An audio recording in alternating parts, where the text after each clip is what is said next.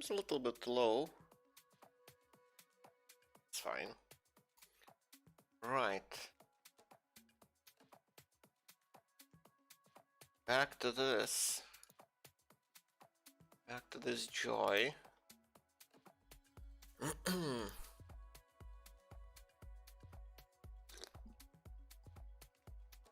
Morning coffee.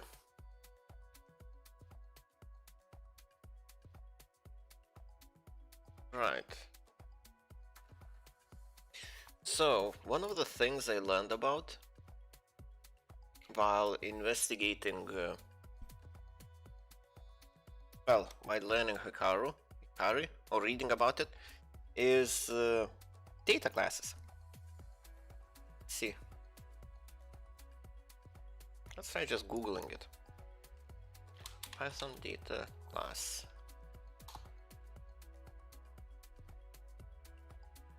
3.10. We have it in 3.8 too. Decorator and functions for automatically adding generated special methods such as init and wrapper. I don't even remember what wrapper does. Built-in function to compare the official string representation. Oh, to compute. So it's like representation. Okay. So it's shorthand for representation. If class defines wrapper but not str, then wrapper is also used when informal string representation of that class is required. Imagine by informal they mean when you call str method.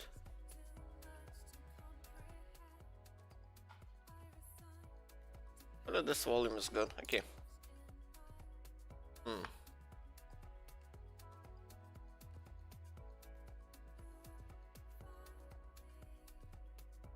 Called by str. Yeah, so when you call this, I imagine this will be called as well.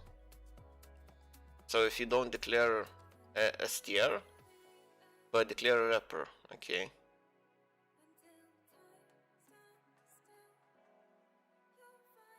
So what data class does, from the looks of it,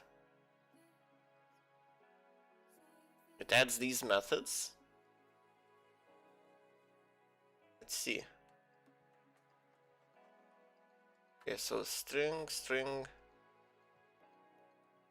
float, okay.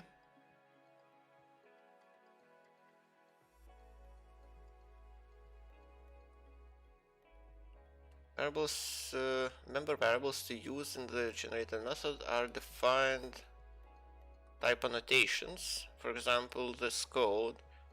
So annotate with data class, this class definition.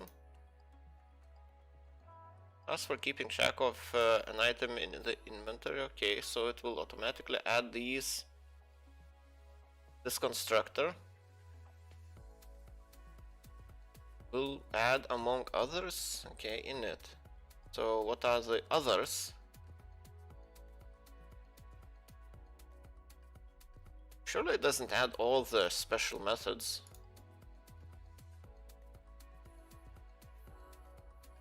It del wrapper str bytes format person operators hash pool. Oh, implement truth value testing, okay.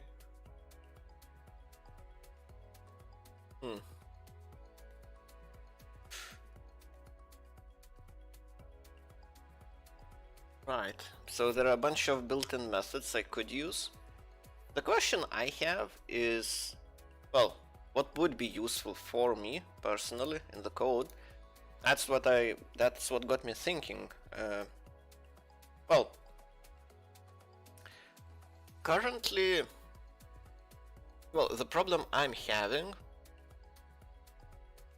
or I'm trying to solve, is I'm using a lot of constants, and I would rather not. I guess this kind of works But yeah, it just has a string assigned to it.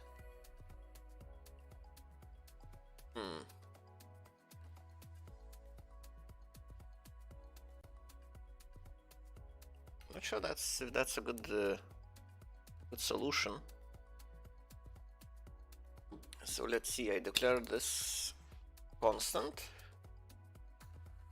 extend bot start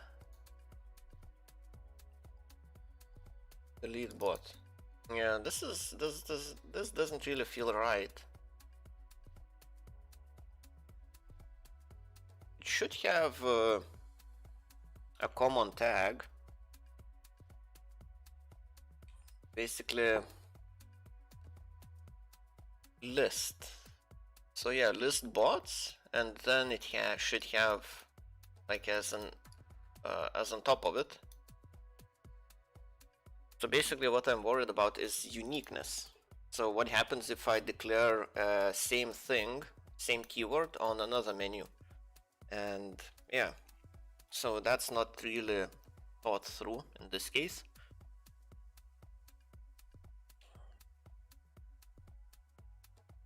Is there a better way to do this?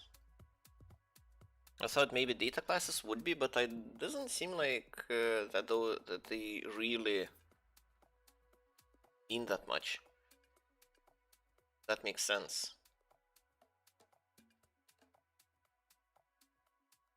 Yeah, so something like this, where it uses menu ID, calls basic setup. So this just assigns a bunch of variables.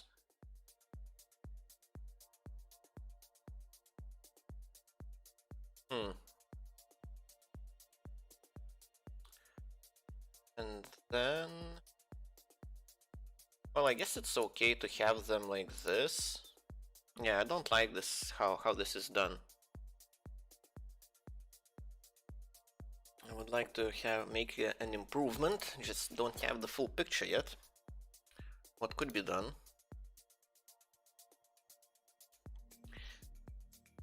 Right. I guess there isn't much to learn about data classes. I expected there to be more.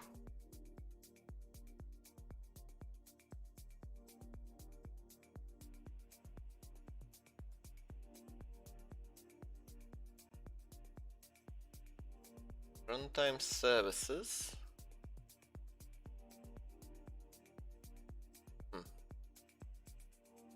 I guess it works for very simple classes, where you just have, well, the constructor is, like, you have a vanilla constructor that doesn't really do much with the data. It's just, its sole purpose is just to assign initial values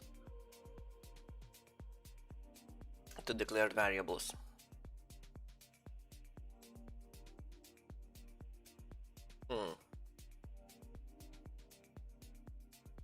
How should I be using this? That's a better question. Well, I think I'll just keep that in mind, that it is available there.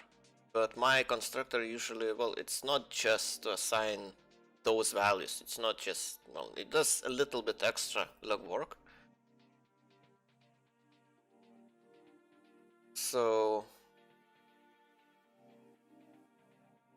it also has context, which is not a normal variable.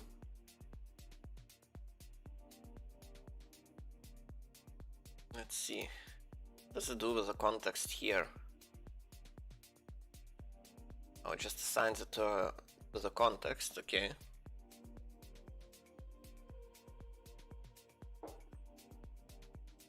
Menu. Oh, so user is an object. First of all, I think I want to have a user as a class. Could I implement that? Because now it's not really clear how to, what's yeah, maybe data classes could be used for this, because all it will have is a bunch of data. That's it.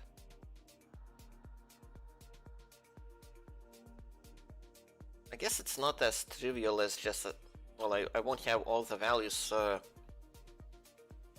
initially. Let's see. Get user bots. Okay, go back here. This is where the user data originates from. So this, for the most part, I don't think I can, well, I would change much. Get user data. This is what creates the user, quote unquote user. So I take user ID and username. So get user from the database. See.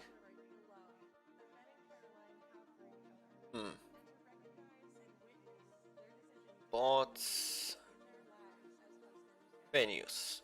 So I don't need menus.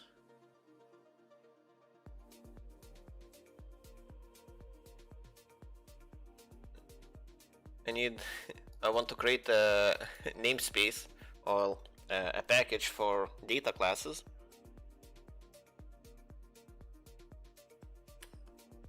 I think that's what I will do.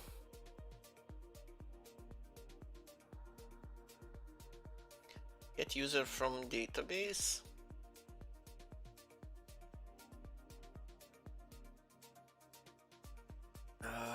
Right.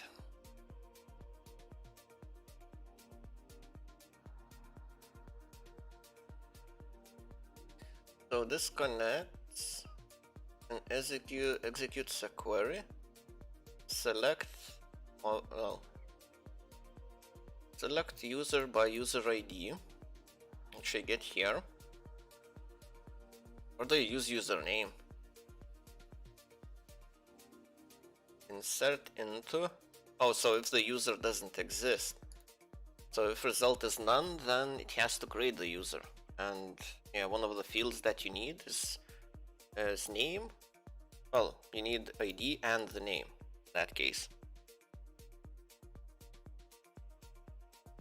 Let's see.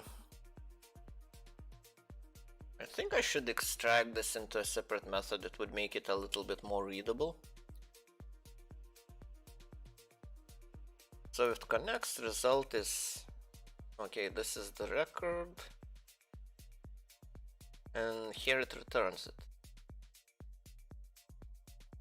So if the result is none, then all of this should be extracted into a new method.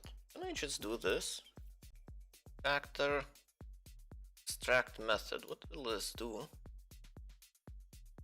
Okay, this opened a very interesting window. Function name. Arguments. How many arguments does it actually need? Yeah. I guess these are not optional. Skill 1. Hey, good morning, Chris.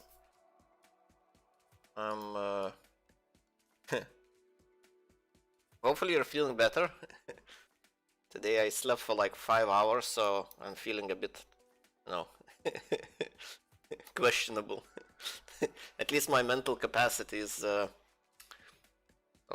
at 100%. Let's put it that way. But hopefully I have enough brain power left to actually do something productive. I want to do, well, you might be interested, like this is, I want to do some refactoring. Well, if you're new to development, well, I'm not sure if you know what refactoring means, because like it's an industry term for developers. Yeah, Dr. I see seeing from Shao, so his medicines are quite effective. Ooh, that's really good. Really glad to hear that you're feeling better. Right. So hopefully you'll be fully recovered soon enough. Let's see. So yeah, do you know what refactoring is? because it is oh it is an important part of development. Maybe, well, I guess it depends on the shit. You can speak now. Oh, you can't. Your throat was so sore you couldn't speak. Wow, okay. You heard it. So refactoring refers to a process of rewriting code. So basically, that's what it stands for. So since I already have this implemented and this works, but now when I look at this method, it's not that easy to read. Like at a glance, it's not that easy to read. You have to go line by line to realize what's going on. And well, the name kind of explains what it does. Get user from the database. So this is what actually gets the information about the user that's messaging my bot from the database. Let's see. Break it in small chunks. I will be breaking it to smaller chunks, yes. Refactoring doesn't mean anything specific. It just means rewriting code to make improvements. Well, usually with an idea to make improvements. Or to fix some design flaw. Like you're introducing a pattern or something. Like pattern is just well, it is a little bit odd term. Do you know what patterns are? That's another question. Have you heard of them? Well, in context of software development, I mean, in programming specifically. Because yeah, patterns like are just, you know, patterns. It's like a normal everyday word that could be used well, in different ways. Let's see. So to break this, well, I have solved 30 exercises on patterns. Okay. And what kind of patterns were those? Because pattern is just a general term, which, yeah, it doesn't really mean anything specific. Well, to be implemented. Like depends on which type of patterns are you talking about. Yeah, well, exactly. Pattern is just a general broad term to describe a bunch of programming styles or rules you have to follow, or, well, yeah, implementation styles. I would say that's the best description I could give. It is kind of, I've seen it being used in different ways. Like it doesn't necessarily mean the same thing all the time, which is a bit odd, in my opinion. But you know, it is what it is, I guess. So let's do some refactoring. So this code, so yeah, this is where it initiates the connection to the database. So with connection cursor, so, and I just execute this query. Well, I select everything I need from I select the user by user ID, which I get as a parameter. Then if I check, I get the first record. Well, you should be getting only one record. You can't really have multiple users with the same ID. Well, I rely on Discord for that. My classes just got over. Okay. Oh, you're still doing remote classes, right?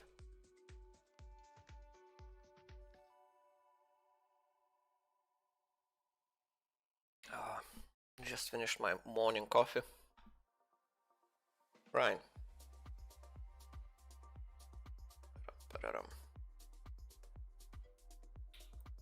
Nice. Yeah, I guess one downside of having remote classes is if you get sick, you still kind of have to attend because you don't really have to go anywhere. Like if you were going to university on, like before the pandemic, I imagine you would be you would be forced to stay home while you're sick, even, well, since it's quite severe.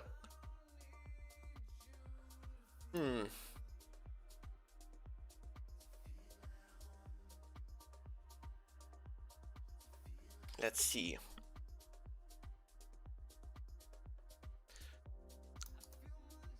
Fetch one, user ID.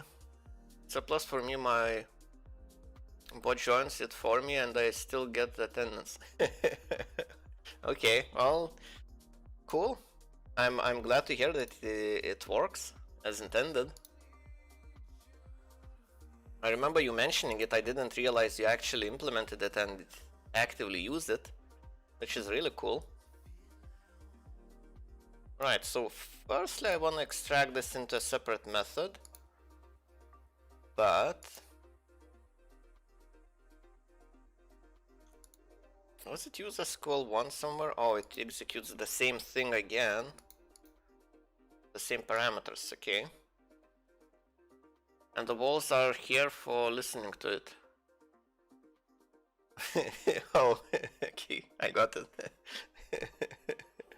Well, you know, if those lectures are not, like, not everything has equal value, so definitely not everything is equally worth listening to, but yeah, when I went to university, it used to be like a social experience.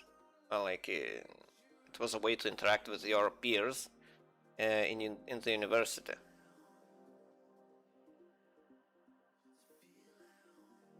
I'm not sure. This is seems a little bit dumb. Like inserting a record. Like, so what this does is selects a user and takes the result, and if result is none, meaning that like there was no user, then it does another. What is this? SQL2 select ID, order by ID, descending limit 1. So I take the latest ID. So I select the latest ID, order descending, so it will be in descending order. So the newest will be at the very top, so at the very first entry will be the latest record. Oh, so user ID is something I assign? No, that doesn't seem right. What do I do with this? User ID. Okay. User ID is none. Okay, user table has no entry, so okay.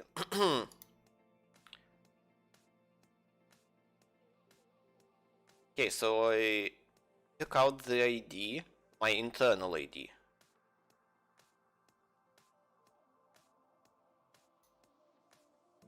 So that's the latest ID? Where do I actually use it? Oh, payment ID. Oh, I use it to generate payment ID. Okay.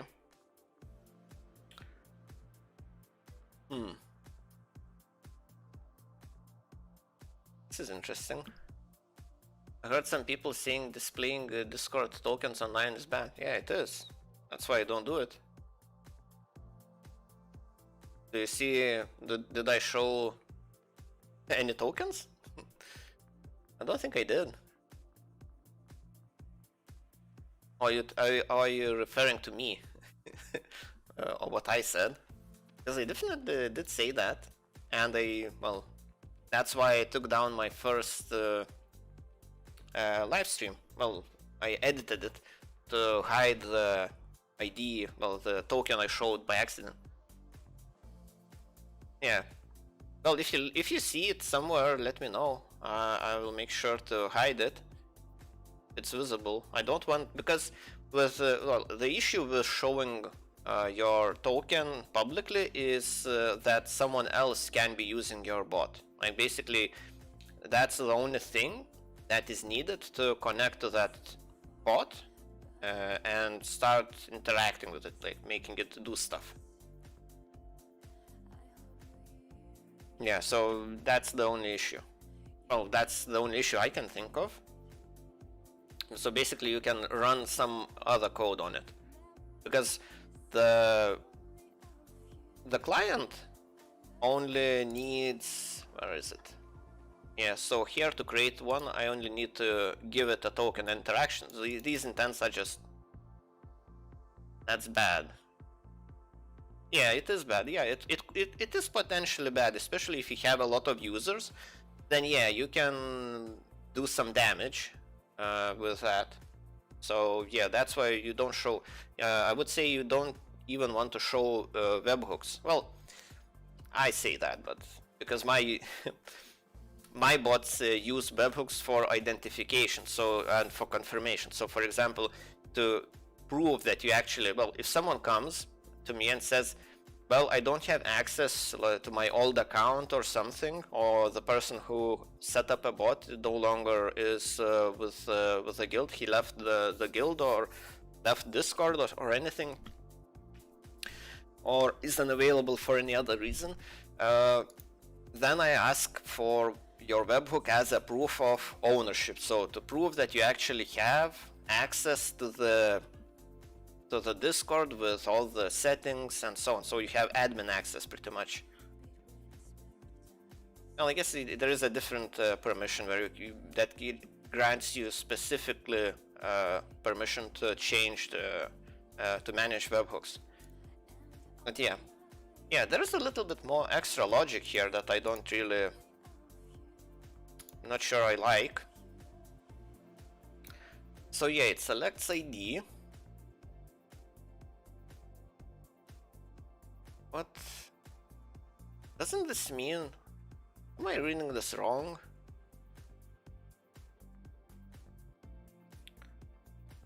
Otherwise, it picks its ID from the database.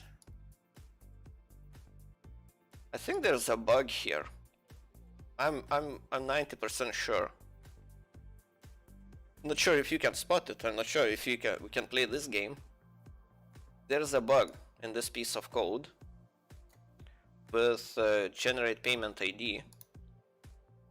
Well, it's not generate payment ID. It's the bug is in these what, 8 lines of code. Well, specifically, I think this is the issue. That assigned by default 1. Well, I guess this is the real problem. Is that it's 1.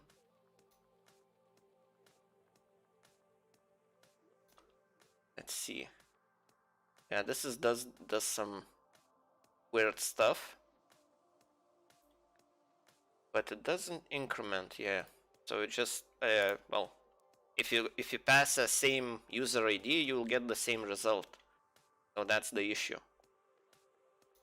And the problem with having user ID as 1, setting default as 1, is that when the database is empty, okay, it will think that the user's ID is 1, but does it actually select it? Yeah, it does the selection before it creates the user. So yeah, that's not good. Oh, it does the selection before, because this is very dumb. This is dumb with extra stupid. Basically, it takes user's ID and generates a payment ID using that ID. But to have a user, when user doesn't exist, so basically it uses user's ID before the user is actually inserted into the database. That's the issue.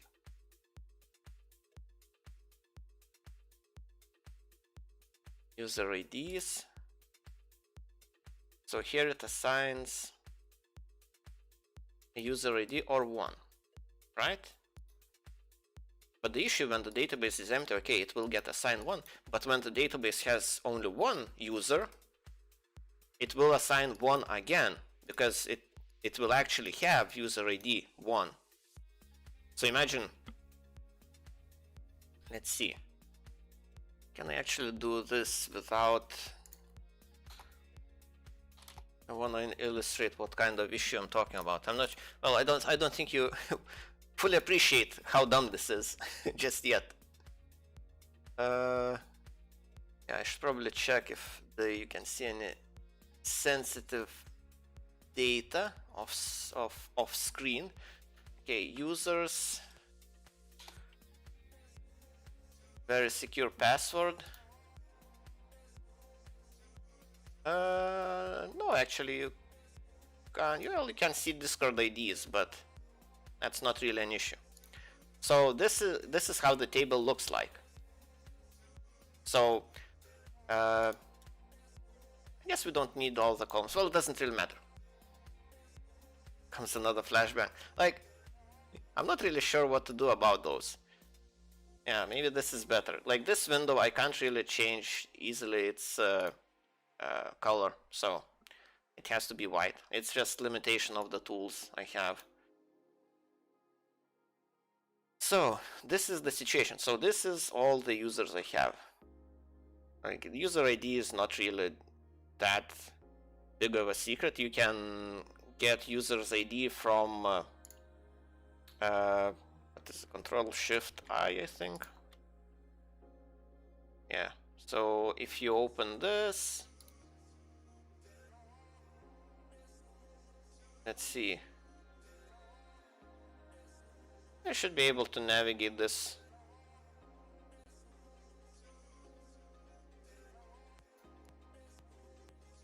Div. Let's get to the user.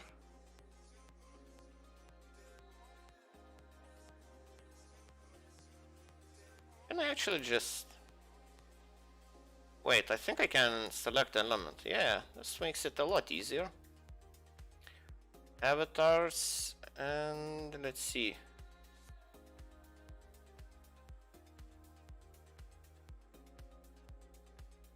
Chat message ID.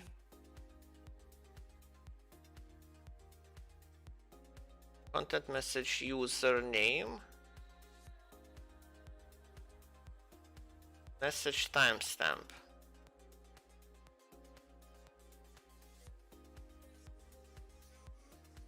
Just search it. Yeah, I guess I can do that. Let's do a quick search where... Oh yeah, I'm the first user, so makes it quite...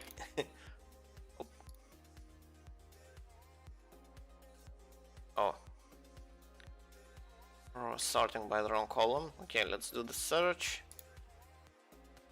That is a good idea. Yeah, so you can actually see the user ID just by looking at source. So if you have someone's message in Discord, you can just get the ID yourself, because it is part of the URL for the avatar. So it's I don't consider this to be like private information that would be a big deal if I showed on stream. So I'm not exposing anything that's not already exposed by Discord itself. So okay, I'm safe in that regard. I'm not showing anything, like, because some people might say that this is very bad manners or unethical even to show user IDs on well, publicly, but yeah, you can, as you can see, like, they're accessible to anyone who wants to get them.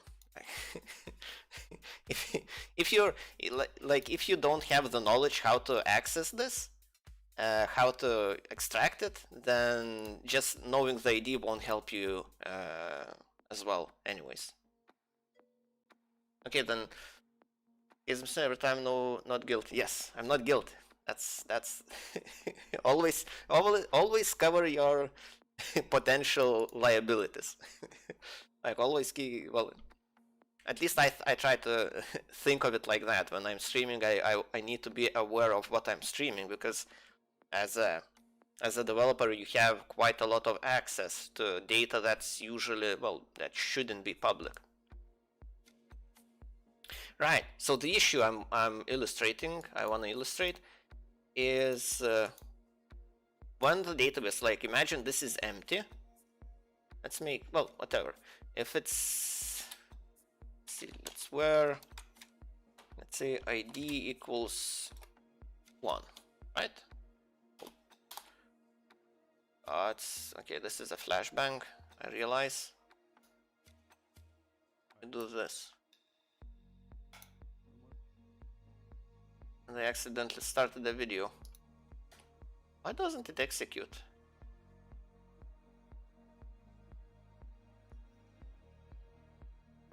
That's not right.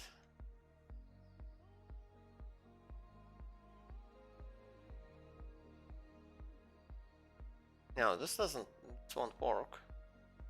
Let's see. Select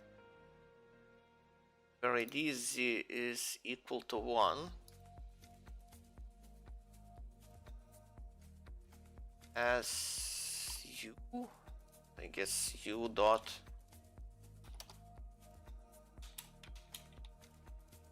Oh, I misspelled where. Okay. Right. So imagine we have this sort of situation. So we have, well, the database is empty, so there's no records. So what my code will do,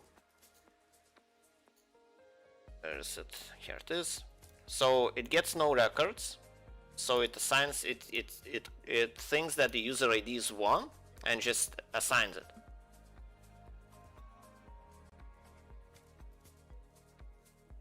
The first time I used to inspect was to try decreasing the price of of one site when I was 15 to 0 and buy it. Oh yeah.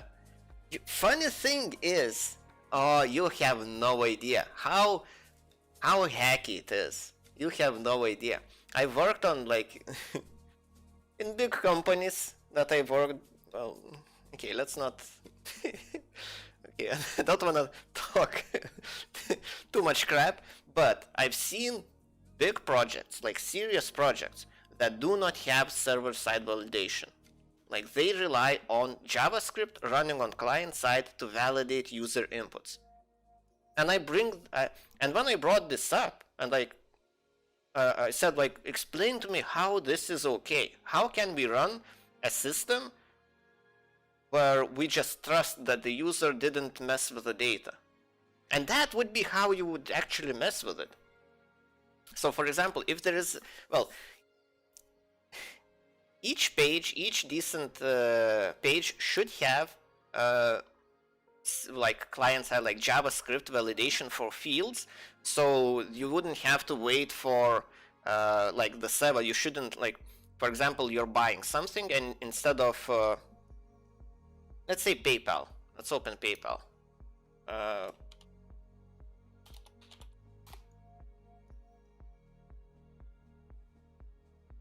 Yeah, that was another flashbang. I'm sorry, but I have no idea how to. Oh, not PayPal, I mean, what's its name?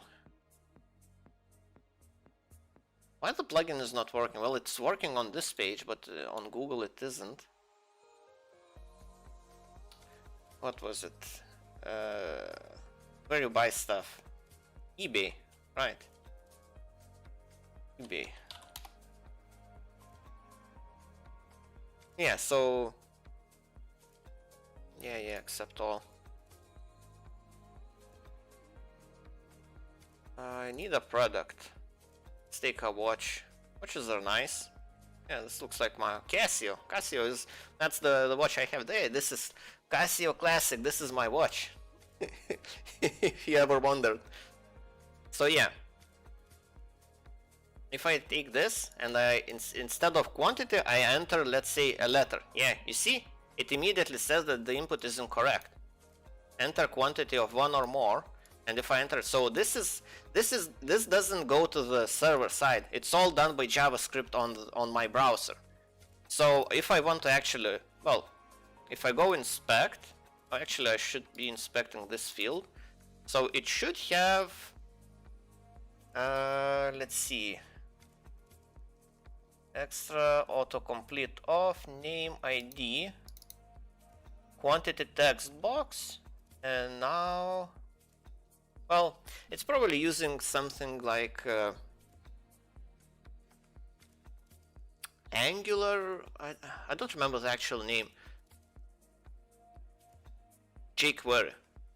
I think everything. Well, most of the stuff online uses jQuery. Maybe my knowledge is dated, but at least it used to be like that. So there's basically a JavaScript library that will let you register an event handler for this. And like if you go to let's see, where do you find links to the JavaScript files and listeners? Oh, okay. Mouse. So yeah, there's a bunch of stuff. Key up, key down. Yeah, so it links to oh, it's even remote. Wow. Oh. Oh yeah, it's all minimized. Basically, if you really wanted to, you could go get here and just mess with the values. So, well, since it's minimized, it's a little bit more difficult, so you can expand it or uncompress it and yeah, make it more readable if you have the will. So basically the issue is that you can actually change this behavior. So now when you enter the you can actually add breakpoints and so on. So yeah, this is a breakpoint. So if I actually mess with the page and it calls this line of code, then it will stop here and it will work like it does with with Eclipse when I'm debugging code. So basically, if I play, well, I'm sure you've seen, because I've done this so many times, is when I wanna know what's happening with the code, I put down a breakpoint, I run it in debug mode, and yeah, when the application goes to this spot, let's say, well, I can demonstrate it quite easily. So I run this in debug mode. So basically the debug and normal run is just the difference is that you can have breakpoints. Like that's the key difference. So it attaches a debugger. Well, I'm sure you've heard these terms before. And yeah, so now, okay, let's close all of this. Don't really need it. Go to the, let's see. Right. So now you see the application stopped on this spot. So and what I have, well, like the benefit is I can actually look around what, like if username, yeah, you see, you can see all the values that are assigned to the variables. So username is this, so all the variables are locally accessible, all the objects, you can like see what's inside them and so on. So it's a very useful tool for analyzing code.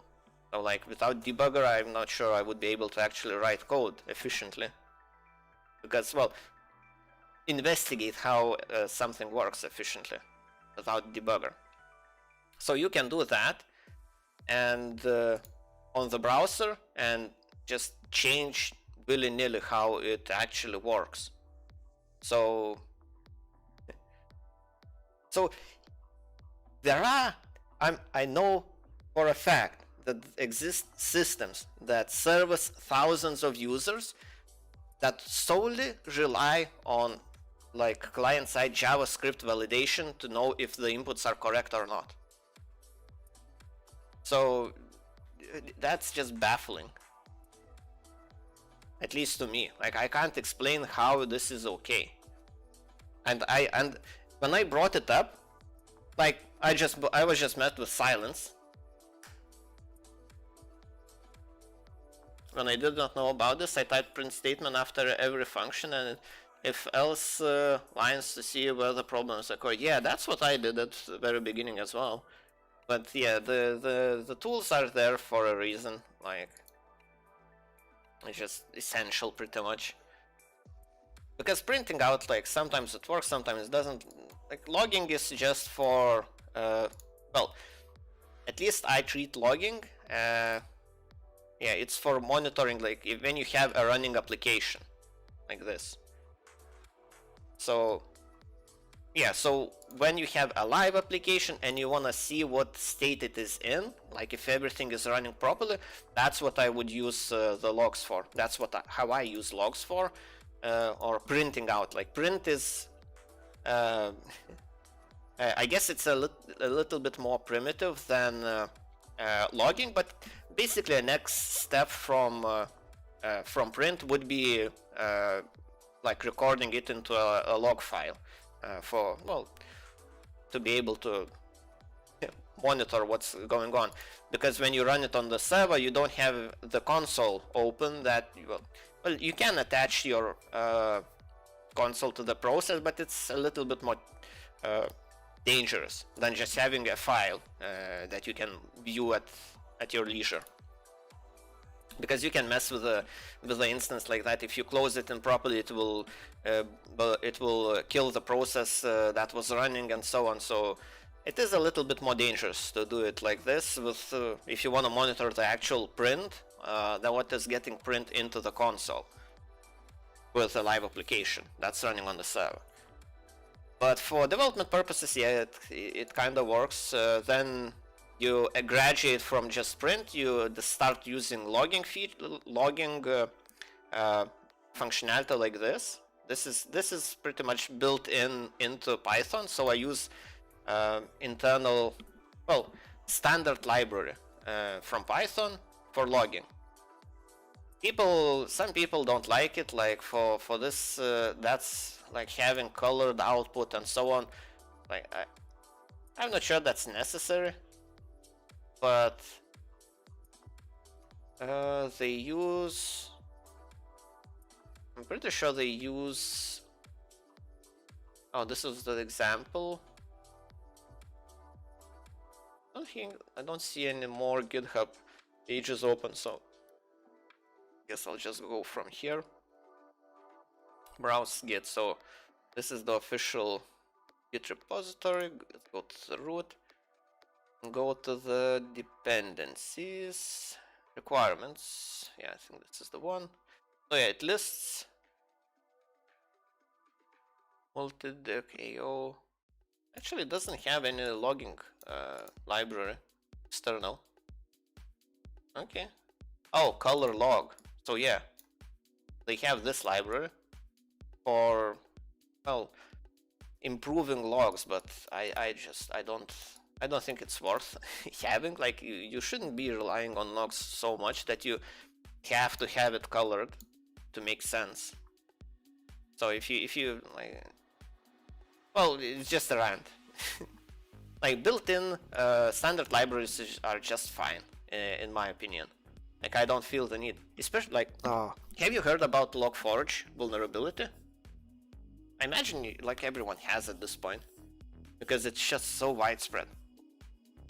And why it is so dangerous and why it's so bad is not that the vulnerability is especially unusually. Oh, you haven't? Okay, so this will be interesting for you. This is a little bit of knowledge. So last year it came out that a logging library called Logforge, so it usually just goes by the Log4j, that's how it's spelled, and people just pronounce it as Logforge. And it is a utility library for logging. Like it gives you like cool features, I guess, but that you could use. I'm sure it's a very good library. The issue, so basically, since it is for logging, and logging is like what everyone does, everyone has logging, and for some reason people just don't like using standard library. Like they don't feel like it gives them enough features, so they use third-party libraries. And Logforge is the one, just like a default go-to library to use for logging. Like everyone uses it. Like all the projects I've ever worked on, all of them use Logforge. Like I haven't seen a project that doesn't use Logforge. So it's basically like a must-have library, pretty much, for logging. Like I don't know why. I don't know what's so good about it. I don't really understand. I use standard library and I feel like it's fine. Like I'm not lacking any features. But it turns out there is a very serious vulnerability, like it was discovered, a very serious vulnerability with Logforge.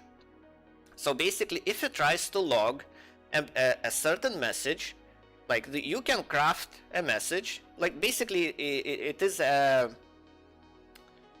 what it's called. There's a name for that vulnerability, like it's very common. But well, it doesn't matter. It basically, you can, if Logforge gets a certain type of string to log, like it doesn't matter, you can escape. Like basically it's not sanitized properly at some point, and you can craft, well, by craft I mean you for example, if Logforge, well, it's natural if you're using logging and relying on it a lot to log what kind of inputs you get. So if a user enters like for example, here, message A. So I log the message that I get. Let's see. This is, I don't like this format at all. Because I disabled it, I only get prints from this. New bot logger. Handling message from, like this is dumb. They even, this is, why? Like they're using some cool colors, but they don't have the name of the method that logs the message. Like I have it set up a little bit differently. Like I'm using standard library, and the standard library can tell me that, yeah, this message came from this method. So this log entry, that's why I can just log start and end, and I can actually, okay, let's, I'm really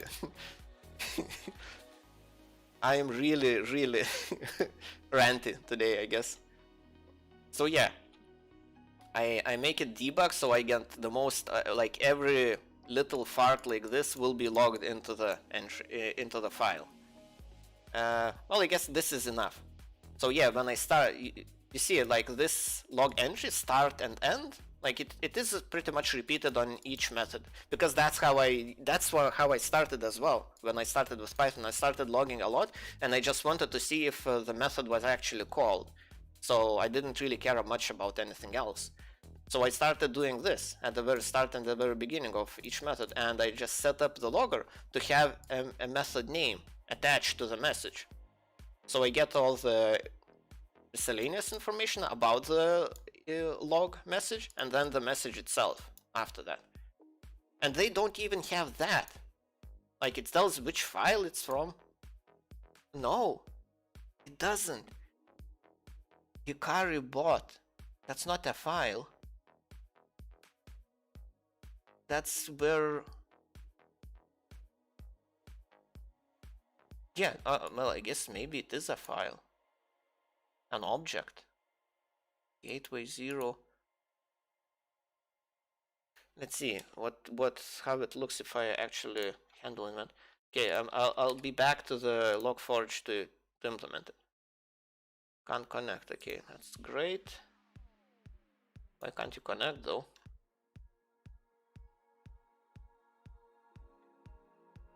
That doesn't sound right. What? Did I mess up with the connection? Logforge.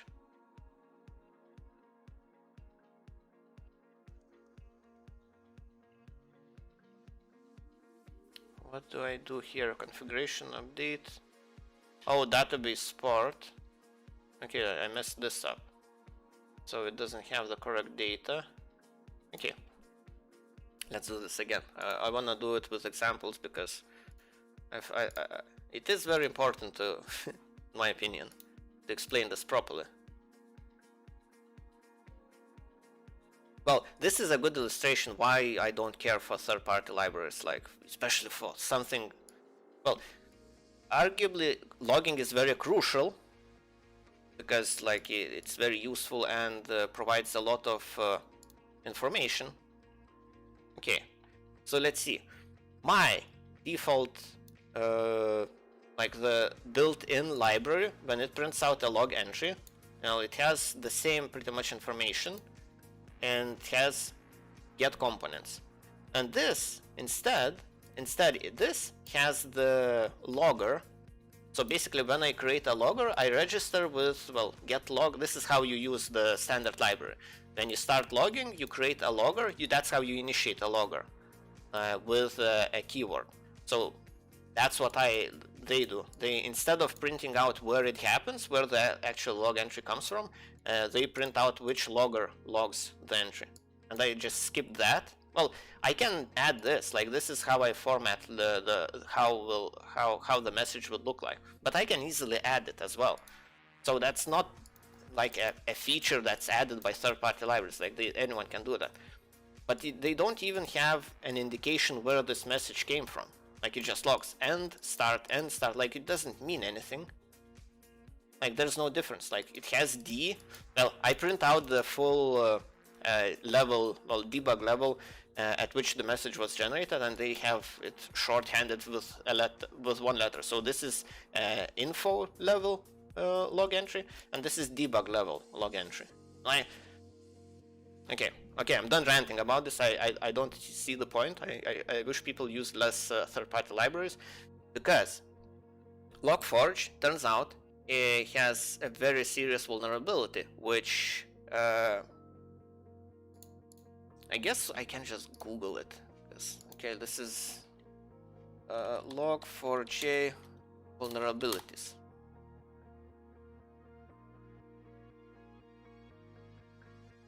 SMTP. Yeah, this is gonna be too long. So basically, the vulnerability is when you start, for example, okay, when it logs, you can actually craft a message, craft a string, pretty much. So basically, if you log something like this with a variable, if you manage to somehow it's not that okay. Let's explain the vulnerability first. So you can craft a certain method which lets you remotely execute any code. So it is a remote execution, like it's with application level permissions. So it's as bad as it gets. Like there's hard, like this is like, as far as severity of vulnerabilities go, this is up there. Like this is like a very severe vulnerability, and like it's not that it's unheard of to have this kind of vulnerabilities, but it is very serious. You basically you can execute anything you want on the application running Logforge. That's the sort of vulnerability we're talking about. And how do you actually access it? You just need to craft a log entry. Or part of it, part of the message. It doesn't have to be a full entry. So for example, if you log user input, like I do, like this is like a very common thing, I imagine. So yeah, it looks handling message from, okay, on message. So I haven't, like, this is still baffling me. Okay, so this method logs this message, handling message. So yeah, and it's an info level, so it will be logged in when the server is running. So, and I use sanitization format. It actually sanitizes the message, so the input, so it actually cannot. Well, this vulnerability is impossible, pretty much, because I use built-in methods to actually sanitize the input. Well, format is supposed to sanitize the input. So okay, well, that's beside the point. So Logforge didn't do that at some point, and if you use Logforge to input log an entry, and you didn't sanitize the message yourself, and you left it for Logforge, it just didn't do it, or did it improperly, and you can make an well, it has to do with other weird interactions, but basically all you need is to craft a specific message, and that's it. Then you can escape the I'm not actually sure how to accurately describe it, but basically remote code execution is the key. That's the important part. And everyone uses it, and everyone was using that Logforge, and that's why it's such a big deal.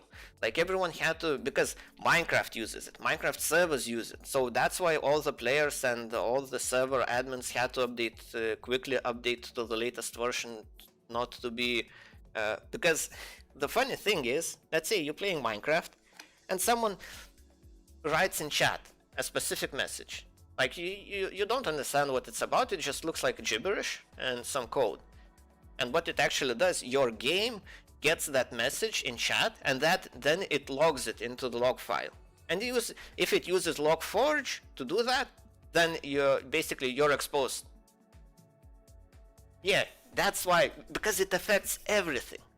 It is used by everyone, and that's why it's such a big deal. And all of that would have been avoided if people were not just not willy-nilly using all third-party libraries to make a slightest improvement on their workflow. Like seeing red doesn't make me any doesn't make this code any more readable, in my opinion. If it has all rainbow colors in it, like I'm not sure why. Like, so now, since I'm using Hikari to interact with Discord, now I have a dependency to this color log library. So if there's a vulnerability found in color log eventually, and my server is running a specific version, because, well, so yes, it was a big thing for Microsoft. So yeah, but think of it, it was such a big thing that it even affected Minecraft and stuff like that. But I tell you, everyone was using, and I imagine everyone is still using Logforge. Like, it's everywhere. If you wanna be a hacker, it's if you wanna go hack servers, hack, okay, most of the governments I can give you, like, okay, I don't want to make too grand of statements here, but yeah, that is the root cause. That's why I hate third party. Like, I try to use as little as possible of third party. Like, standard libraries they are stable, they are tested properly, they have been around for a long time. Like, that's, so if you wanna, like, all the malicious actors, all the hackers, they just have a free reign at the moment, so nothing is safe. Maybe the banks, they probably would have would have the capital, and because it will cost a lot of money to go and update everything to cover that vulnerability. Because Logforge updated its code, so the latest version of Logforge actually is not susceptible to that vulnerability anymore. So all the applications that are running, all the servers, all the web pages, everything has to now go back, update library or Logforge from whatever version they were using to the latest one, which may or may not break some of the functionality. So some code, some applications will start crashing. So you need to get the developers involved, testing. Like, you have a new development process, pretty much.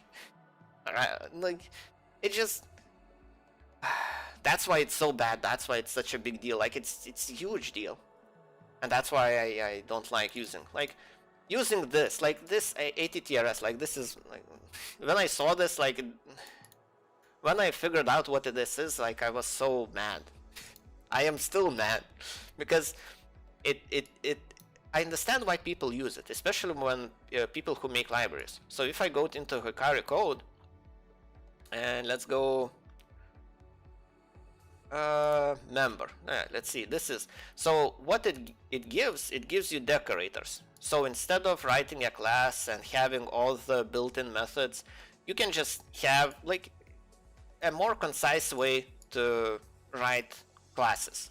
So that's all it does, as far as I can tell. Well, I guess it's cool and all, but if you don't know the library, like, this code is unreadable. I have no idea what's going on here. I imagine like, yeah, these are declared as properties with some default values that come from like this library, which I have no idea what it means. ATTR field with wrapper false. So wrapper is the built-in function to get a string representation. So I guess this means that this field is not actually printed out when you call on the instance. You try getting a string out of this instance, this won't be included. So that's what. But to get to this point, I had to read quite a lot about ATTR just because people use it, and it makes me mad when I read things like that, when it says, "Oh, everyone should be using it." Yeah, everyone was using Logforge, and now, yeah. Okay, that was a long rant. Hopefully it made sense. So yeah, be skeptical. Like, I'm not saying that all third-party libraries are bad and no one should be using them. That's not what I'm going for. I'm saying that you shouldn't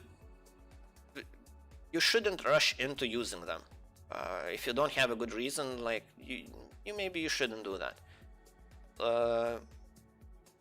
That's my like layman's understanding. Like, I'm not really a developer that makes libraries myself, so I don't understand like the pain. Like, that's so the issue with ATTRS, like what the ATTRS actually solves is, I think I had it here, special methods.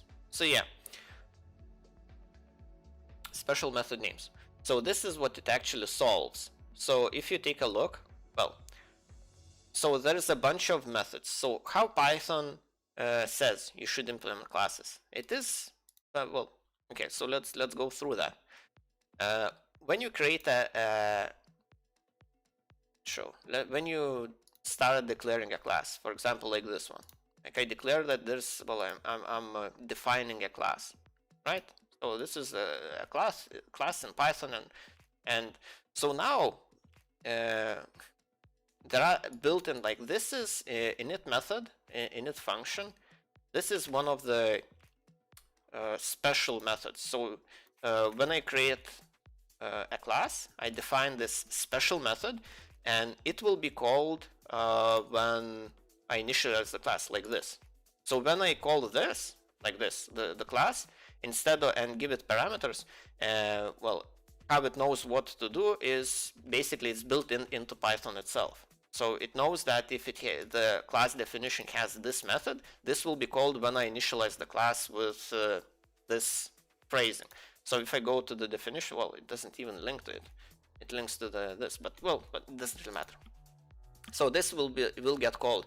So meaning that start menu is the first value, user is here, message here, and context. The last variable is this dictionary I pass.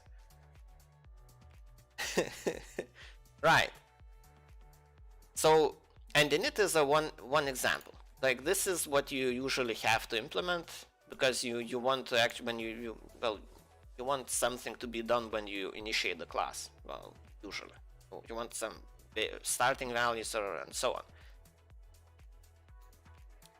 So, and there are quite a few methods like that. New one will be called to create new instance of a class. So if I use new, well, there's a bunch of examples. So init, del is another of those special methods. Wrapper is another. Wrapper is an interesting one. I haven't heard of it. I knew str, but they pretty much do the same thing. I'm sure there's a subtle difference if I wanna really read through and examine, like, but the idea is that they do pretty much the same thing. They give you a string representation. So when you have a method, and if you want a string representation, like for example, you want to log into your log file, what state your object you created from that class is in, this is what would return the string that should be logged. So basically, you can construct the way you like to be, like how you want your object to look like when it's a string. So things like that. Bytes is for another, format is for other things. these are an interesting bunch. It's for all sorts of comparisons. So when you take your object and you have two instances of your class, and you want to compare them with logic operators like this, and whether it will return true or false. So this is less than, less equal, equal, not equal, greater than, greater equal. So it represents all of these different comparison operators. So yeah, these basically will be called when you use your instances of your class in this way. Hash, like it has a bunch of these functions. Customize attribute access, get attr. So yeah, there's quite a lot of them. And the issue is people had coroutine object. Yeah, so okay, basically what I'm going for, there's a lot of them. But you don't really need all of them. That's the thing. But you need a lot of them if you're writing a library. Because when you're writing a library, you're making like a complicated trees that provide a lot of functionality, like generic functionality, because well, you want your library to be as flexible as possible. So you want it to be able, one instance of your class from your library to be compared to other instance of that class from the same library. So you kind of have to implement all of these methods. So that's the issue people had writing classes. So they decided to make a library that simplifies everything. It just assigns a lot of default behavior. So let's go back to the code. So you go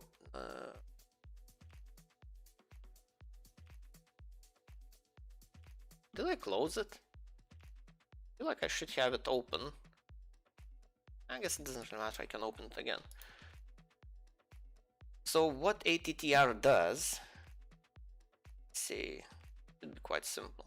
So yeah, it lets you, oh, it doesn't even use attr. Is it from attr?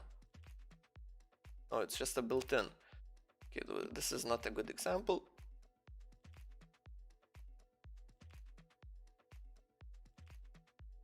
Yeah, so this is a good example one. So this, all of these, this is the way to actually implement all of those, well, not all of those, I imagine most of those, even maybe even all of those methods, by just assigning an attribute.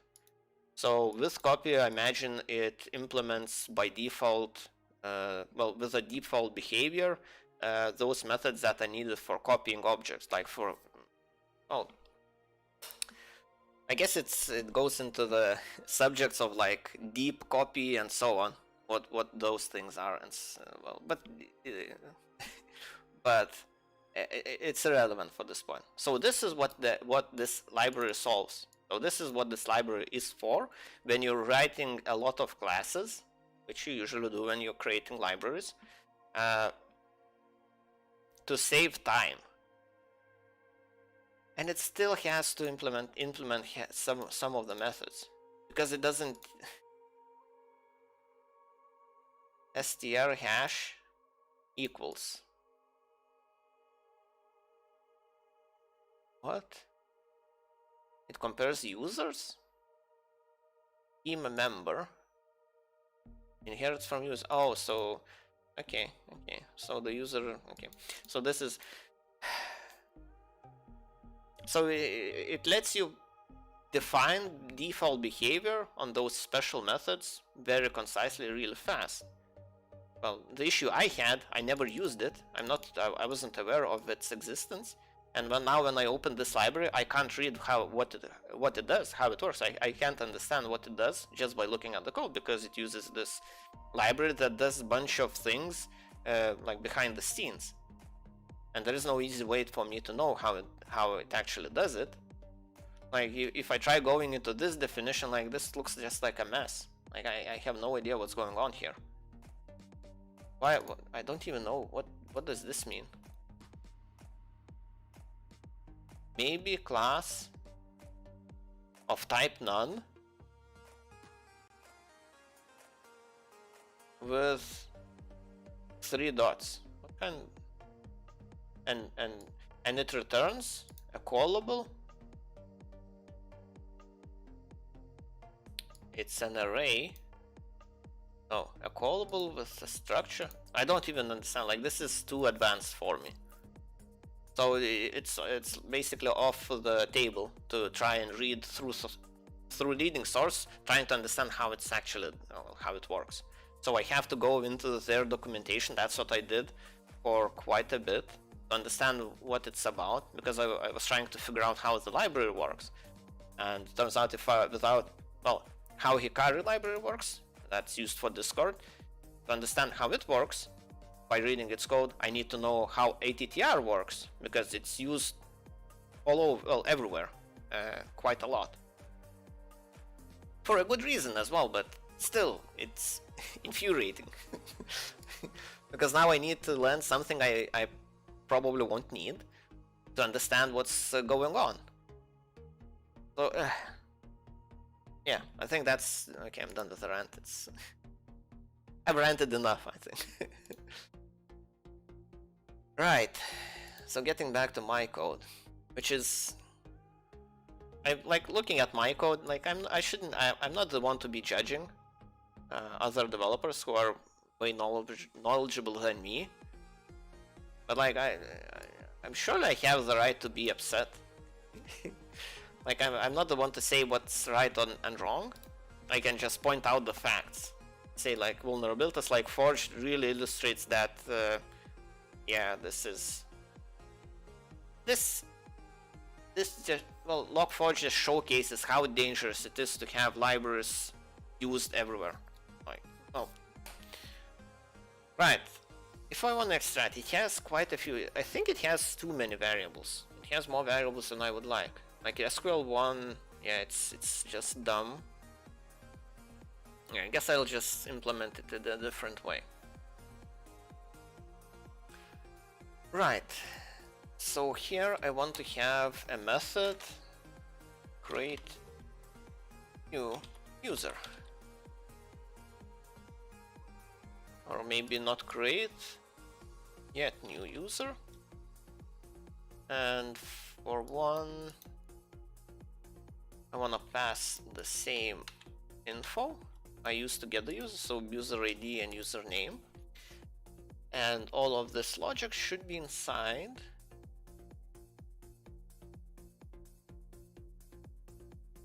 So this is a bug that I need to... Will this work with the 0? That's the question. Generate payment ID. Let's see. So user ID, so it multiplies. So it would be 0. So payment ID would be 0. So it was 1 character.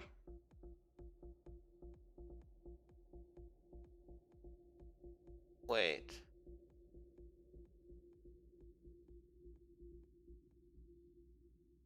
Oh, so it will be 0 plus payment ID. Oh, so for 7 in, okay, so the payment ID will be 00000, which is fine. Oh yeah, and plus year. This X date time now. Oh, so current year. So yeah, this is funny. You can actually infer when the user was created by looking at its payment ID. Let's see, where is it?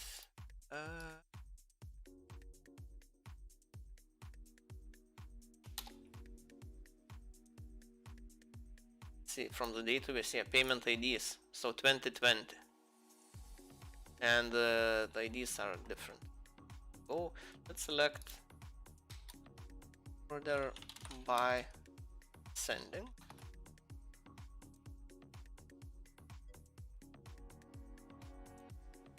ID. Did I tell you that I got on session 5 on errand aim? What is that? Oh, season 5 of Rick and Morty. Oh, no, you didn't tell me. Okay, now. Pardon my slowness today, but yeah, sleeping for 5 hours is definitely not helping.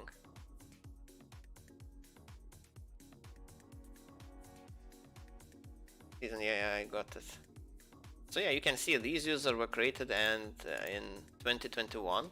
These users were new from 2022.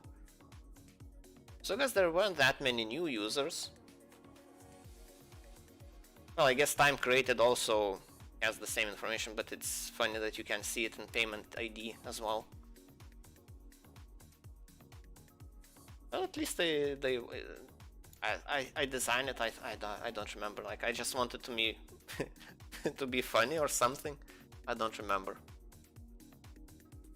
One episode came out 3 days ago. Oh, I haven't seen that one.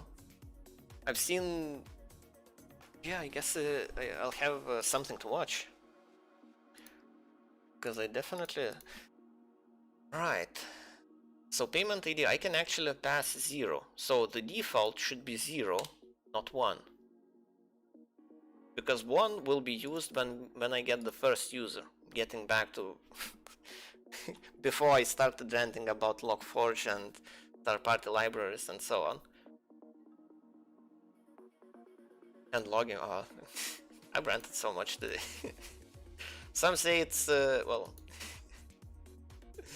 some people say that my rants are the best part, but not sure about that. Let's see. So if it should assign 0 by default, and if it's not 0, then it gets the actual ID, because it will be 0 only in one case, when there is no users in the database, when it runs on fresh new database, which probably won't happen. It might, but you know, it's nice to have this taken into account, because I don't plan on clearing the database anytime soon or creating a new database and running it on top of that. So get new user and sign create new user method. So it gets defined right here, created here, and it has to have pretty much all of this functionality in one way or another. So let's do this. So this is prime refactoring. This doesn't seem right. Let's see. Result equals. So I will. Yeah, so now this method is much more readable in my opinion. Get user from the database. If it fails, it's none, then get user, get a new user. Get new user. Yeah. And this get new user actually returns result. Yeah. This is a dumb way to do it. Okay, but let's just redo it in a little bit differently. Oh yeah, it has to have cursor. Can use the same cursor, so cursor is just the way to interact with the database. So basically, well, this is how you use databases. You connect to the database, and the connection gets you a cursor. Cursor is just a thing that you pass queries to, and it remembers at which row you're currently on, and so on. So, well. And connection commit, I guess I use connection for this, to do the commit. Select, oh yeah, I guess it makes sense. So I'll pass on connection as well. Connection as another parameter. People will...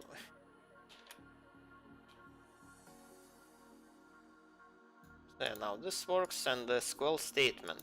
And this is dumb. This is just dumb.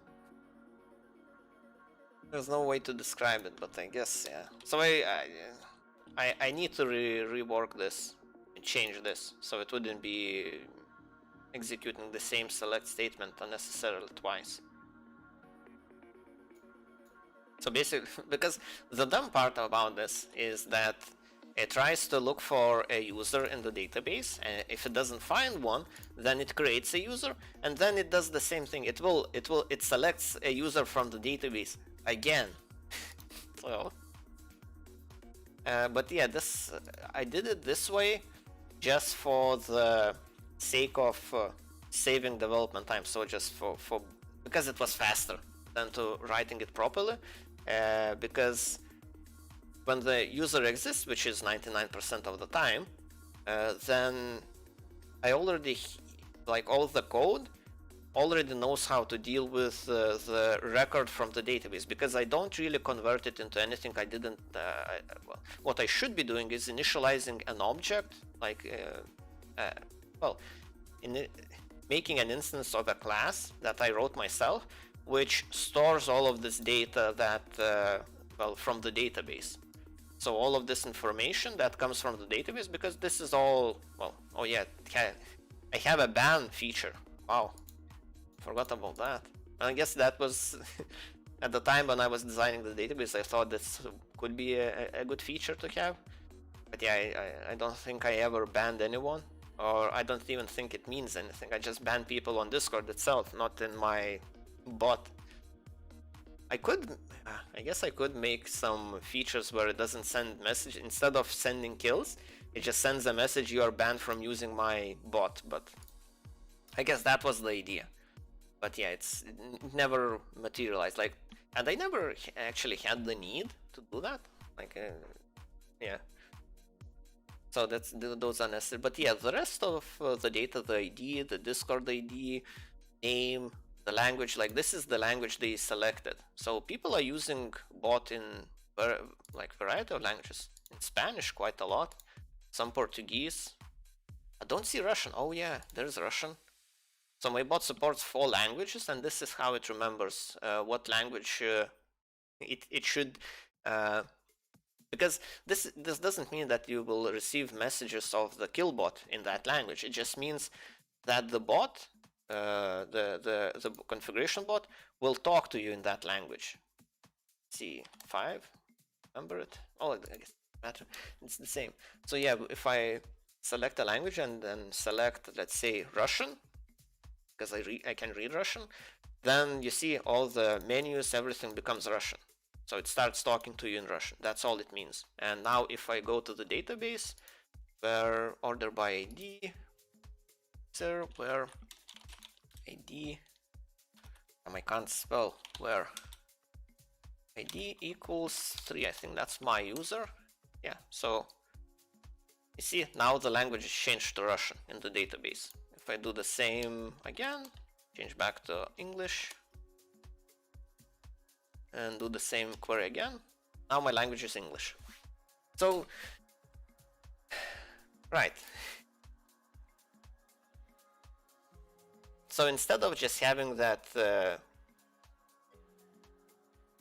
yeah, looks good. So it works. But to improve this in the backend, like, it works either way. So you can argue that either is fine. Like me way back then would say that, well, whatever works.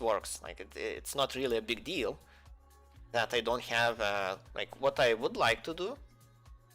I think I should do this. Basically, I was even talking about this before. I should create a new folder for, let's say, classes. See, no. How should I name it? Because it will be just a package.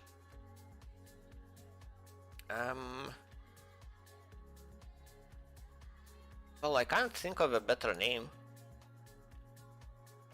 It might be a built-in name though, so I need to be a bit careful. Class. So it has class, but no classes.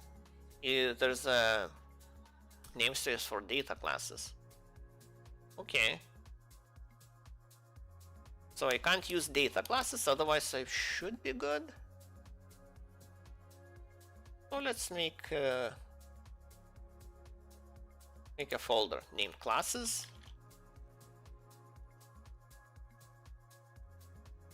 That's I'm pretty like it doesn't feel right. I don't think it's the right way to spell it. Maybe seems a bit okay. I guess if it's a typo, then it's even better. So when in Python, when you create a package to make it recognize that it actually is a package, you need to create this file. So now the Python itself will know that this is an actual package. It doesn't have to have anything, like it can be empty. Some people make definitions of classes here, but I'm not gonna do that. I wanna, let's say, create another file, which name user. Yeah, so this is the, oh, but you just user, I need to change it to be user.py. This is a py code. Let's open it, py editor. And here I would make a definition of my class. So class user. And I don't really remember how to define a class. We'll just go here. Oh yeah, that's pretty much it. And now I can start defining those built-in methods. So init, it will take whatever I need to create a user. Make it a little bit more convenient. I'll do this. So I'll have both open at the same time, which is really neat for productivity. It looks a little bit more like Visual Studio Code now, when it has all the menus, all the peripheral windows closed. Well, not closed, hidden. Let's see. So now, to make it proper, like to make an improvement on this nonsense where I create a user and select user and just have that data record of the user thrown around and parsed whenever I need to extract data from it. Instead, I will make from this, maybe it will be easier. Yeah, let's make a breakpoint. Select _1. Let's see. Query database results. So yeah, when I have result, I just, yeah, it looks like Visual Code now. Yeah, well, it's fine. Sometimes you want to have, you don't want to see all the periphery, but usually I just feel more comfortable when I see everything I want. Because I have easy access. Like, you have to do clicks on Visual Studio Code to get all of this, but here it's just double click on the window you want to have. For example, if you want to see only console, you double click here and it maximizes the console. If you want to go back, double click, and it works the same way for all the windows. And for editing, like, yeah, it's just a nice feature, I would say. Right, and now let's run it with debug. It shows the debug, like it's very similar to Visual Studio Code. I imagine Visual Studio Code took quite a lot of inspiration from Eclipse, because Eclipse was like this for a very long time. I'm not sure, well, don't quote me on that, but that's just my guess. So now if we want to have it stopped, so let's test bot, send him a message, now it stops. It goes into like the whole thing. I can do the same. And if I wanna look, which window is this? Outline, breakpoints, variables. Yeah. I have this window. Actually, let's maximize it. So I would have it here. So I have 3 windows. So all I need. So for now. So when I get the result, yeah, result has ID, so it has a bunch, it's a dictionary. So yeah, it says that it is a dictionary, and how you get entries from a dictionary is, let's say, nah, I shouldn't do this. Nah, that's a bad idea. I thought that maybe I should take this dictionary I get from the database as a result and pass it into this user constructor, which, yeah, I don't want to do that, because I will end up calling this select statement twice again. which I don't really want to do. I would much rather get new user, have it parsed here. So has ID, so let's say it takes ID, then it has Discord ID, name, language, payment ID, which is not really used anywhere. It's like just well, oh yeah, I use it for invoices. So when people want to pay for the bot, they send yeah, this will the payment ID will be seen on the invoice, so you would know for sure which bot this is you're paying for. So yeah, for example, when you see when I list my bots that I have set up, you see you have payment ID. Well, you can actually see your own payment ID, and each bot has a unique payment ID.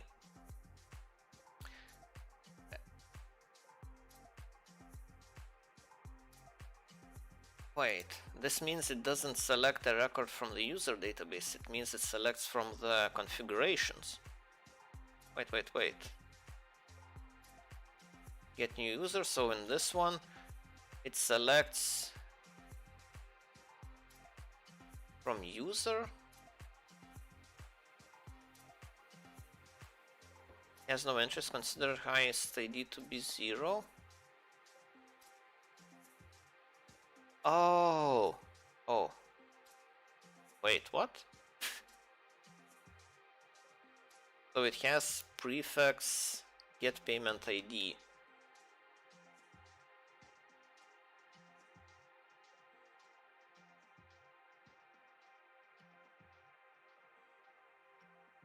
Oh. I'm confused now. I don't remember how it works. How come these are different? When do these get changed? Or is there a different payment ID? Oh, this is the part that's... No? Not even the same. These bots were created by someone else. Because it has 7 characters after the year, yes. Yeah, 7 characters. So it comes from here. I think I shot myself in the foot when I implemented this. Now I'm not really sure what's the how it gets generated.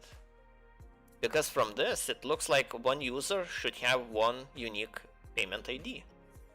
But in actuality what happens is each bot has its own payment ID. I think I might be generating multiple payment IDs when I set up a bot.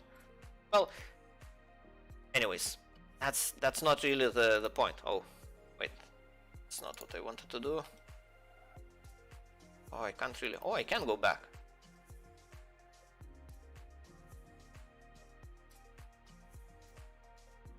Yeah.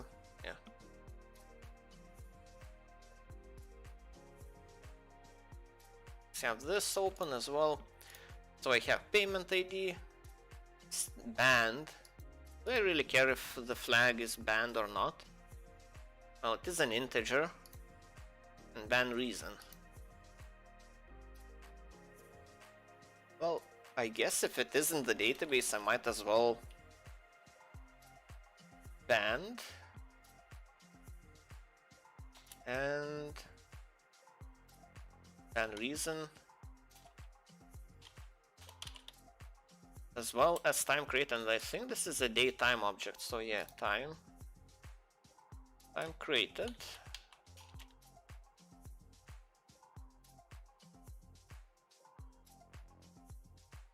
Okay, since I saved it, didn't like it, but really care.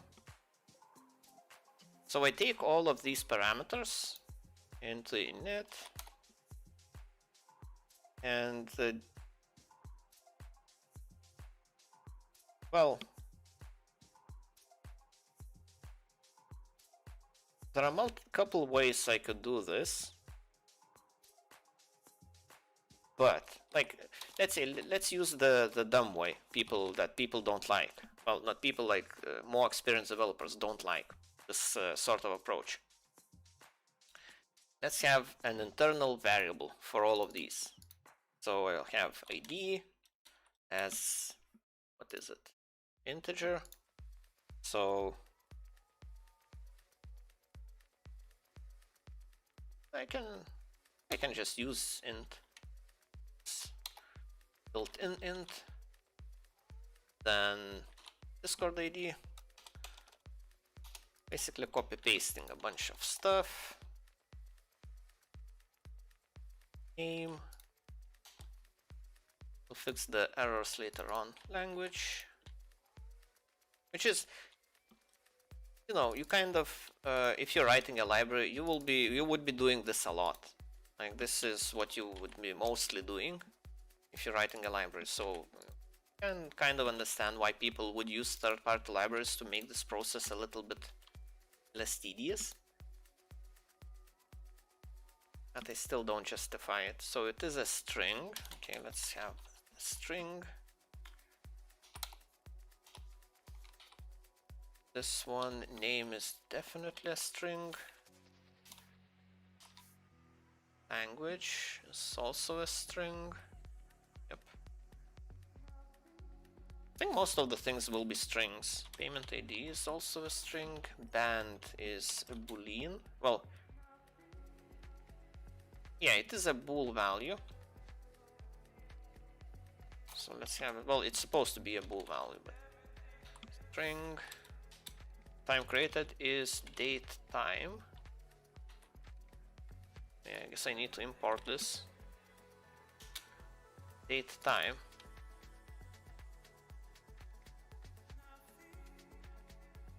And now,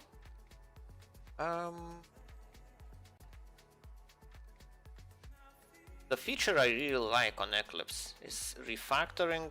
Oh, I don't think, okay, you won't be able to see this. You can. Let's drag it up a little bit. Showcase. Refactor and generate properties. Like this is very cool. It basically lets you select all the variable properties you created for your variable, and it will generate setter methods, setters, getters, and so on. So certain things, don't think I need. Let's see, after where I want to place them, I can select insertion point after initialization. So after init, after class definition, so here, after at the end of the class, which is pretty much the same after initialization or end the class.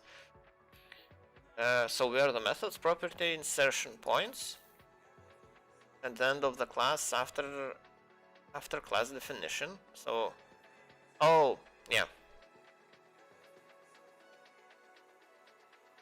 let's have them after initialization.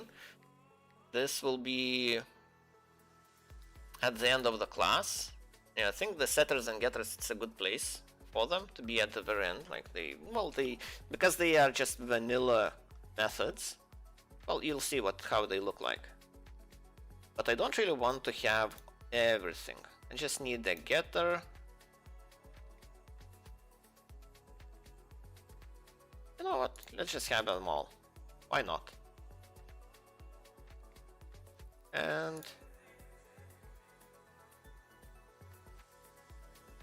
see the error for more details. What?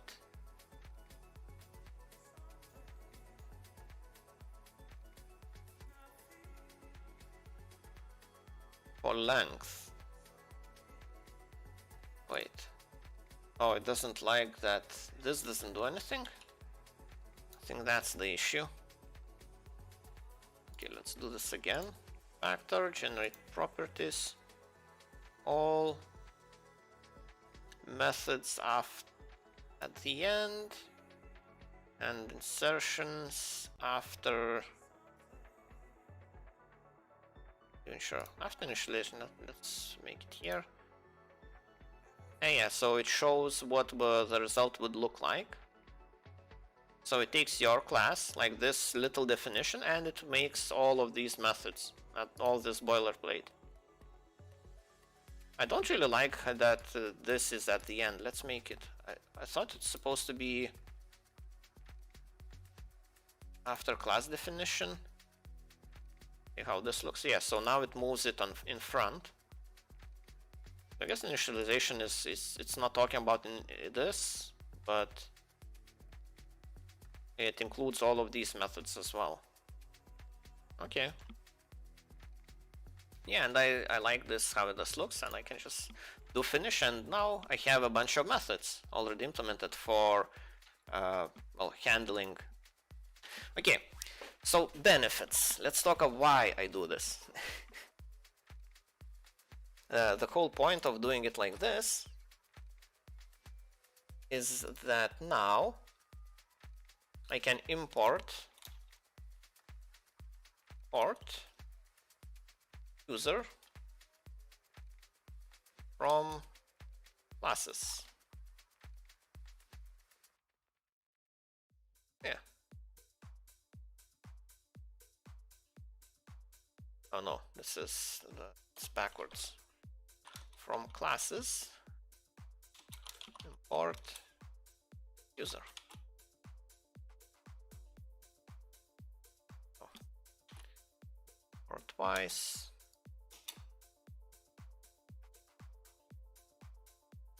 What doesn't it like? Menu. Oh, it thinks it's a keyword.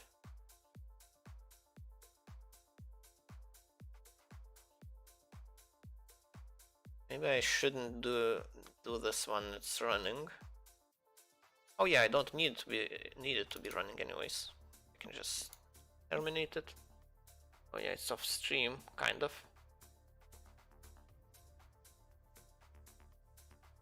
Right, so now I have a class with a bunch of properties and a bunch of methods to manipulate those properties. So a bunch of setters. I guess if I don't need the delete methods, I can just remove them. And setters. I'm not sure I need setters as well. Oh.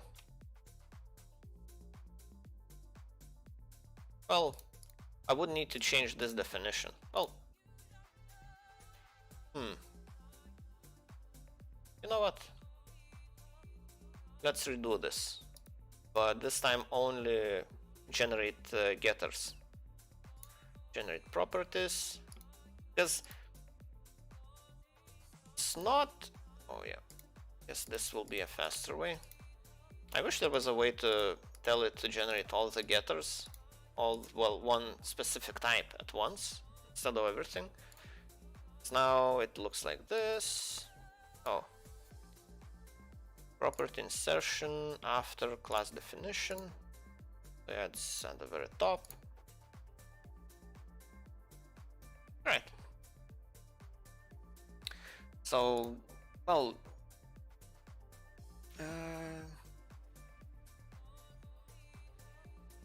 user. Okay, let's terminate this and get back to new bot. And this doesn't seem to... Oh, I misspelled it. Classes, import user. Can I actually select the user class? Yeah. Well, I guess it doesn't really matter. Let's have user. And now the benefit is... Finally, I'm getting to the point that instead of passing around a dictionary with all the values from the database, I will create an instance of this class. Get user data, get user from the database. So here, I already have a user from the database. Where do I check if it exists or not? Oh. get user. Oh, this is, who calls this method?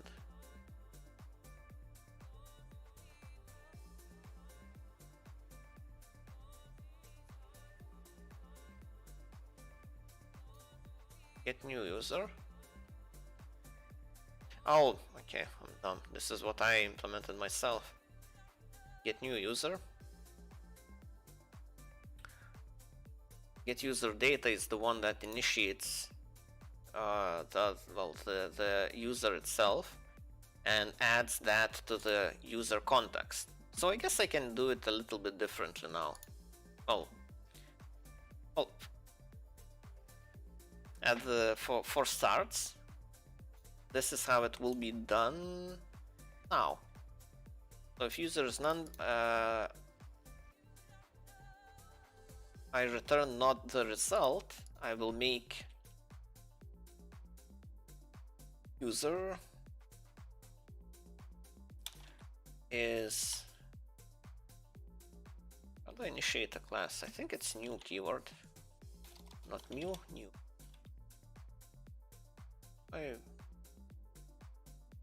Oh no, it's just a class name. So user guess I need to do it like this. Now I can, well, I have to pass all the parameters. So for this, it will be, well, since it is a dictionary, I wish I had this still running. Let's make it run again. What? Get ID.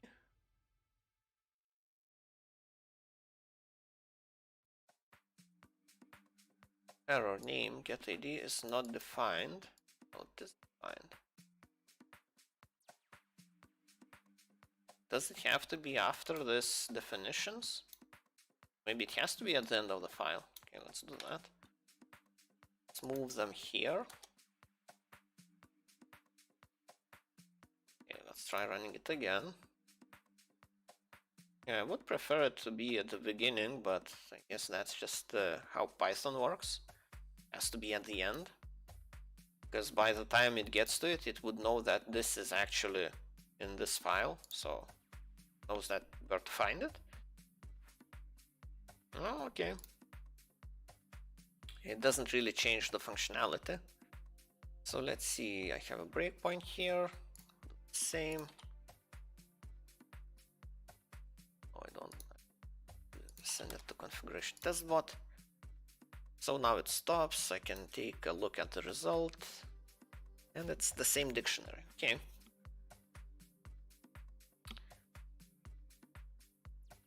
And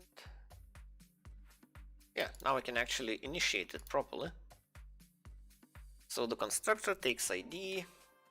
So how I actually get it is by taking result and having the keyword. For this one, it's ID. The next parameter would be result and Discord ID.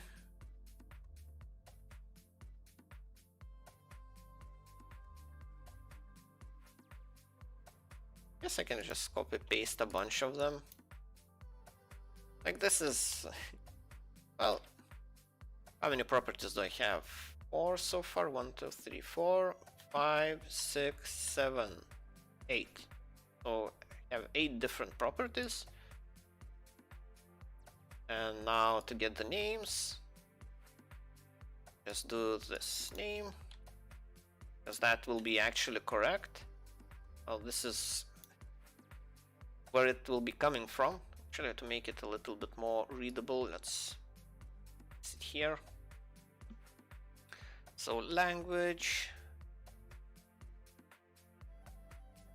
Oh yeah, so name and language, payment ID, band,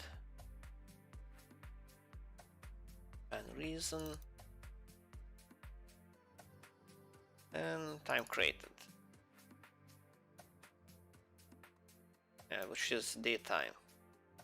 The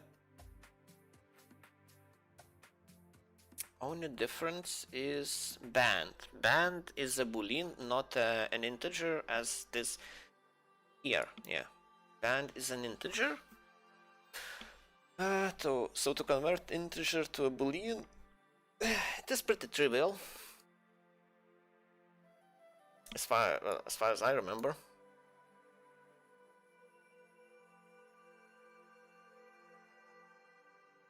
So data class would be one of the... Data class was supposed to alleviate all of these troubles. Yeah, I guess I forgot. Yeah, well, lack of sleep and such things. Yeah, creating these boilerplate classes that don't do much of anything, and just store some values. Like data classes were supposed to alleviate that. But what I like about this approach is that I can actually have this. So why I'm doing it this way? What's the benefit? Benefit is that I can use after I have the user, I can do user dot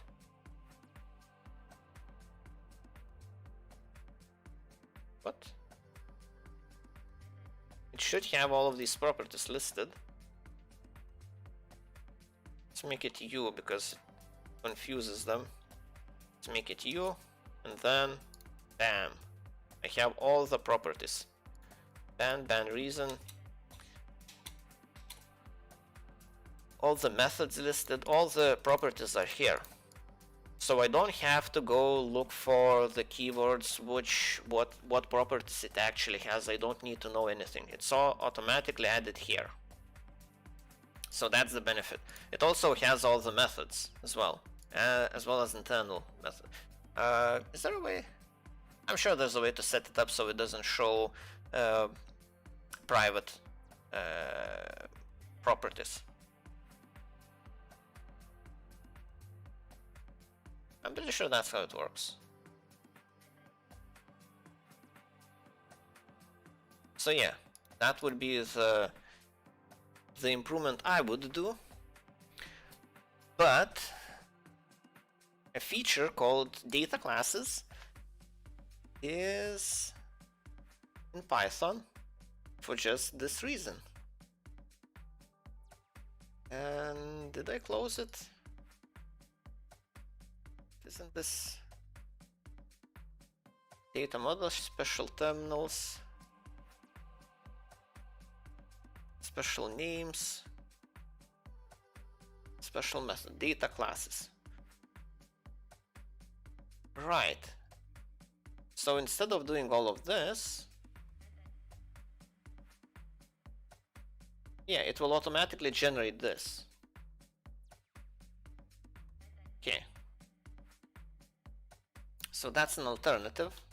So instead of doing all of this, having properties and so on, I don't even need an initialization, since I won't be doing anything special. So add data class, and it comes from data classes. So I only define these like this, and it should work just fine. But instead of well, the only issue is band, because here it is what's its name, an integer, and this expects a boolean value. Okay, let's save all of this, and let's try doing the same thing, u dot, and I get all the properties listed. So that's the really nice thing about this. Cool. For me, this seems good enough. Like, I can define methods I need. Like, it's not limited to just defining properties. But data class just means that this class is meant for storing data and just has some default behavior like initialization is already handled for me. Let's see. And I don't need any third-party libraries to accomplish this. Okay. Don't want to rant too much about this. I'm not gonna be comparing user to user, sorting them in an order or something. Like I'm not, at least I'm not gonna be doing that yet. Maybe eventually. But for now, this is good enough. And band. What's the... Don't remember.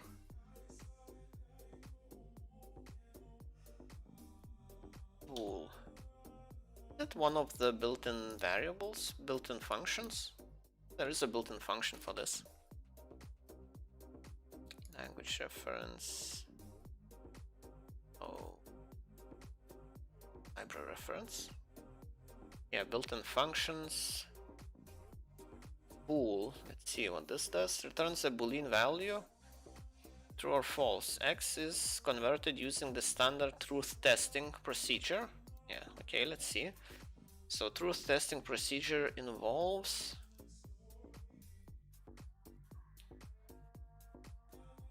Okay, any object can be tested for true value or used in if-while condition, right? By default, an object is considered true unless its class defines either bool. So any object. And what about integers? Do they have their own? Okay, let's go back. The built-in types. Yes, built-in types. Let's see.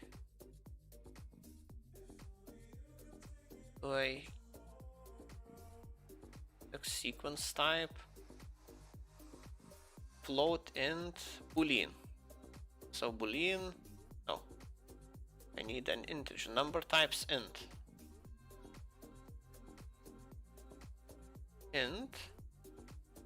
Init trunk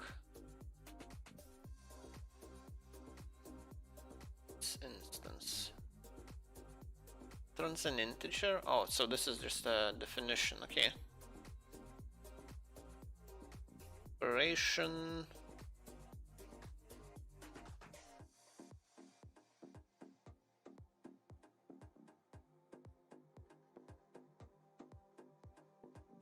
Bitwise operations.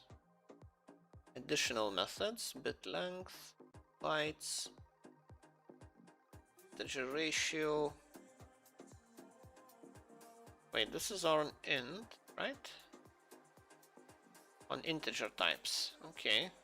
So bitwise additional on integer types.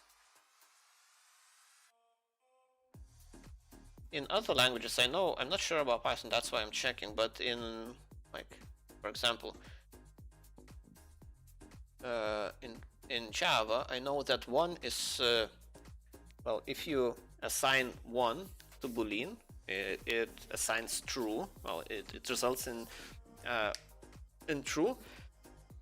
If you assign 0, then it assigns false. It converts it, like it does the casting. Well, it's called casting when you convert from one type of variable to another. And I want to know what will happen when it tries to do the assignment here. Well, when it tries to evaluate if it's true or false.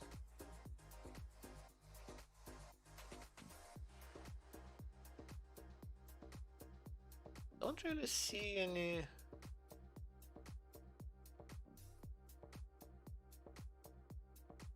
So division, negative, and so on. Not for complex numbers, instead convert to floats using abstract if appropriate. Let's see, what does abstract have? Well, I guess it doesn't have much. since it is abstract. Floor, mass ceiling. Guess I need to do this manually. So band, I can just change the type. Instead of boolean I have, I wanna have it boolean. So let's do an evaluation. If boolean, wait, there is a very concise way to write an if statement in Python. Don't remember it. Let's go. Then built-in types.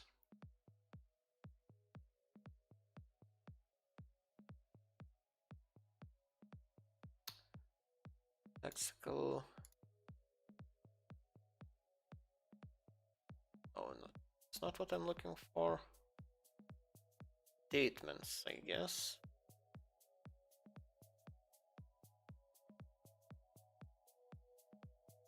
Functions. Let's see.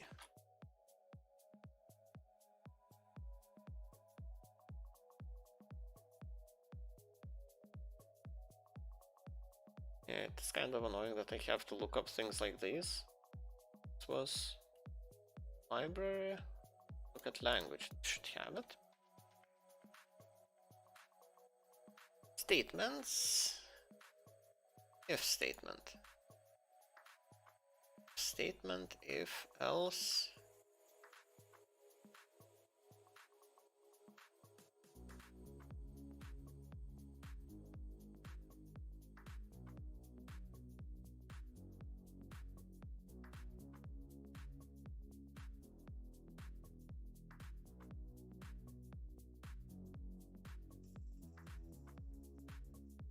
Don't see it here. Inline if.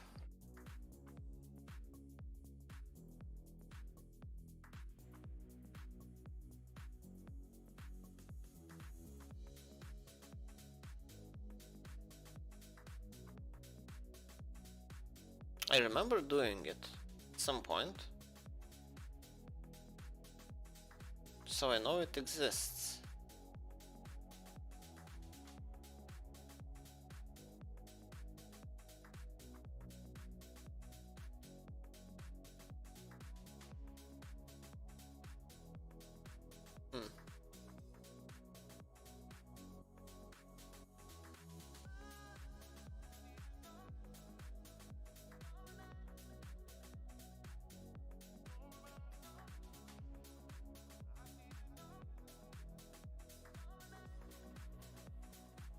Where would it be, this advanced syntax? Will it be in tutorials? If statement, so for if. Might be in the tutorial. Oh.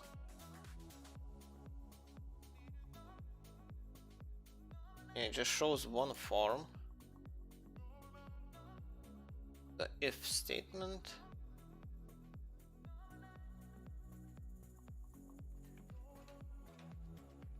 Boolean, yeah, it doesn't matter. Oh. I can't believe I can't find it. I have to resort to Googling this. Python inline if. See if I can find the link to the documentation.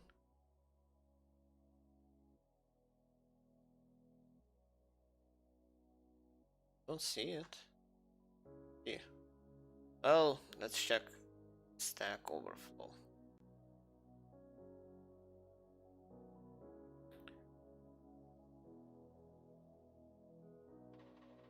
Yeah, so expression if true, then if, then condition, and then else if it's not true.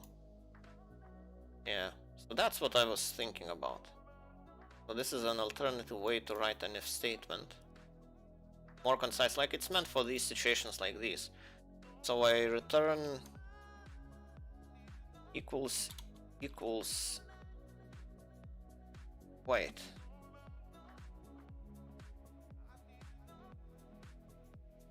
Wait, I think this is it. That's how I got. because it's either 1 or 0. And I guess I don't really care what the, what other value it has, because when it's 1, it's true, and if it's not 1, then it's false, and that's it. Okay, so data classes are really neat. I like those. They definitely add, well, I guess for general development like I am doing, or implementing an application, like data class is just excellent, instead of writing all of those helper methods and so on. Right. Wait, did I debug? Running in debug? No, it doesn't look like it is. Let's start it in debug.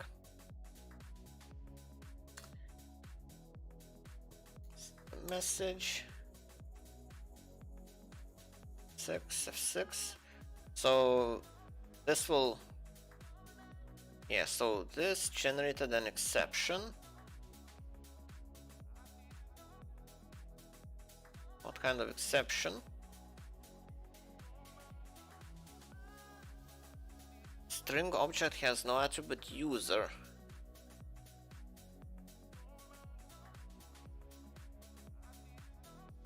String attribute. Why does it think that this is a string? Is this?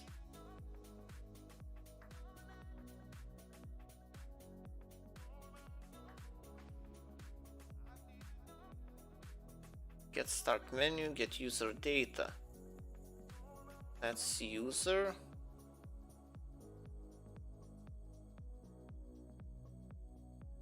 Wait. Why does it think that user is a string? It's not right. Will it generate a new event if I do this? It does. So I guess there is a user in global scope. Yeah. My user ID. Why do I have this in global? It is not smart. And this is what messes me up, it's tripping me up.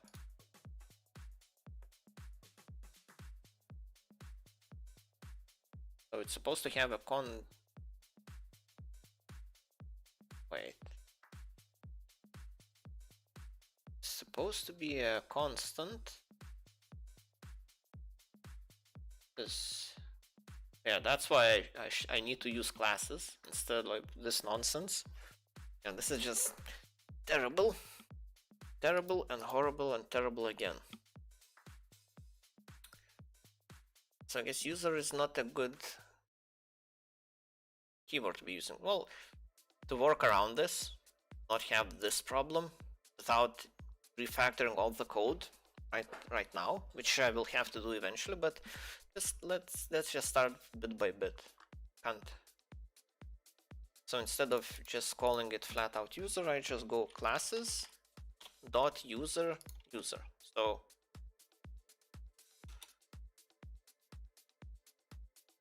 oh yeah, it has to import classes. Well, I don't really need this for now because I use the full name to access it. So now it should be fine. It shouldn't complain about the user not having user property, whatever it's looking for. C5. No, it still has no attribute user. Oh, it's not an attribute.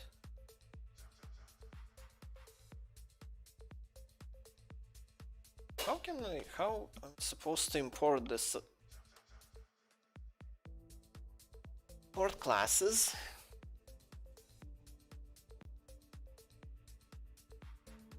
Maybe I actually have to. From classes. Import user.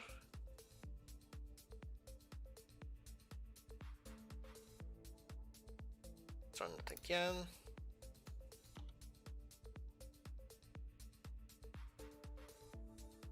And did I get a response? So now it worked. It didn't crash this time.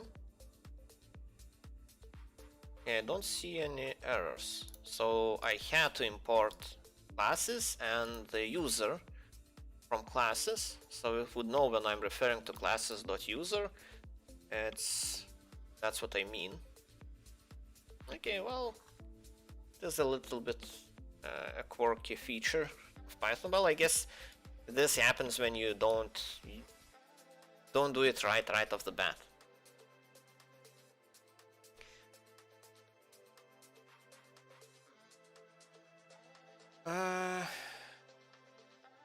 So this is how it's supposed to be done.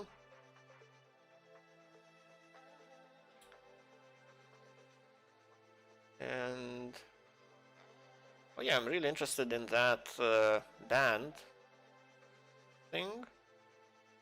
Does it actually work? Does it actually assign false to being banned?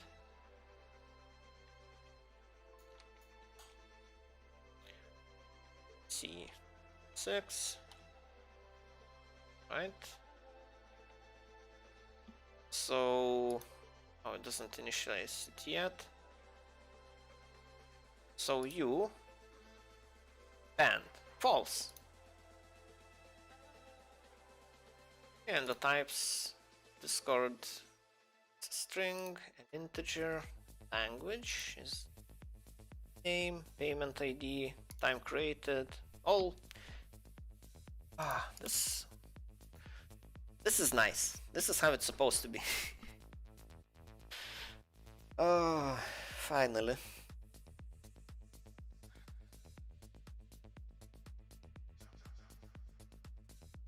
Okay.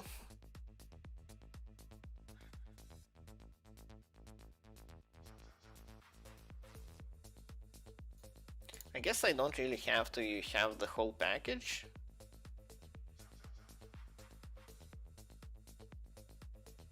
Maybe I could do it. Oh, you know what? I bet that if I move this class definition, I guess debug is fine.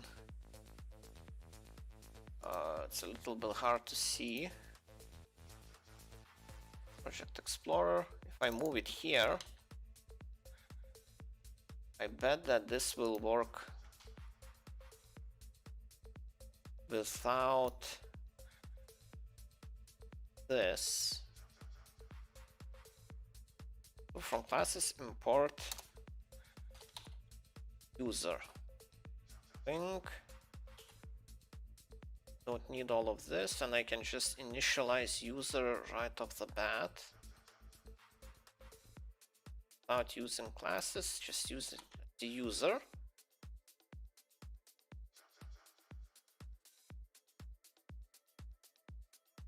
I'll see if this works. If it does, maybe yeah, having some data classes in it is not such a bad idea.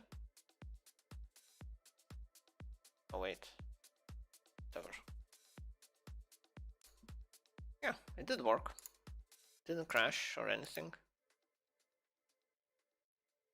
Take a look at it again. I'm just happy that it works. 6 works just fine. Oh. Has all the things. And the actual definition is not even in the user package anymore. It's in, I think they call this package. I don't remember. Okay, but yeah. So all of that code got minimized. Like it got classes. Oh, since I have init open, it recognizes that it is the code of the package, as in a folder with a bunch of packages, well, a bunch of Python files. So yeah, this is really cool. So this is the proper way to implement, instead of taking a variable well, taking an entry from the database, which in this case is a dictionary, and just passing around that dictionary as well, you can do it. That's how I did it before, but yeah, this is not the proper way. This is the proper way. You define a class. You can even have decorator class like this, like a decorator like data class, to indicate that this doesn't do anything special. It just stores values. So you can initialize it like this with all the data and just have one nice object that you can call and have all the properties listed properly, like easily accessible, no typos, no anything. You know what it contains, and like it's so much better than what what I did before I knew about data classes. So now to finish this off, I guess I don't need this as well. Right.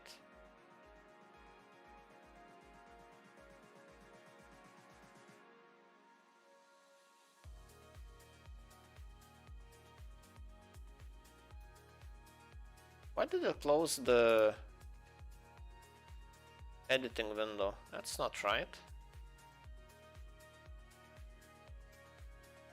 Right. I think my Eclipse is getting tired. Oh, this window. Okay.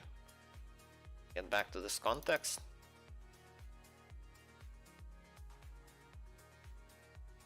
Can I hide this? Why is this not hidden? What? It's part of this now?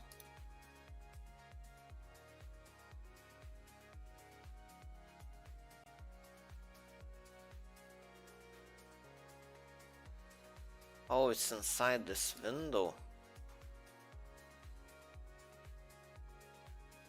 Yeah.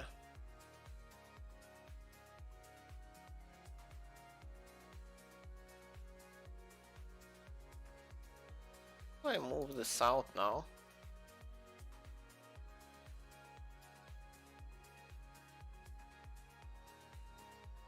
That's odd. Never have experienced this issue. I think when I moved it down, it messed it up somehow. Yeah, because now I can't drag it. I can drag this window around. Or can I?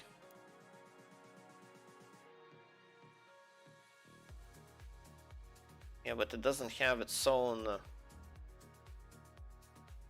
window controls.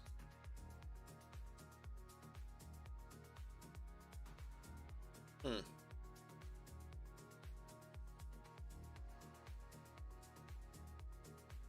I think I'm messing with this a little bit too much. So let's have it like it used to be. Wait, there's a thing. Editor.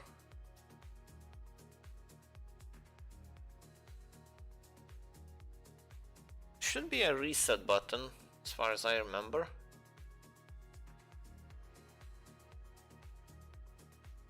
Tooltips.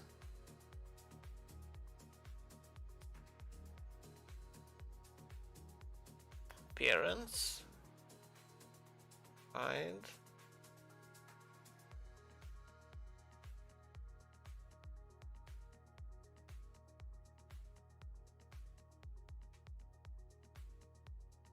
Let's see, what if I close all of this? What will happen? Oh, it leaves an empty window. That's not good.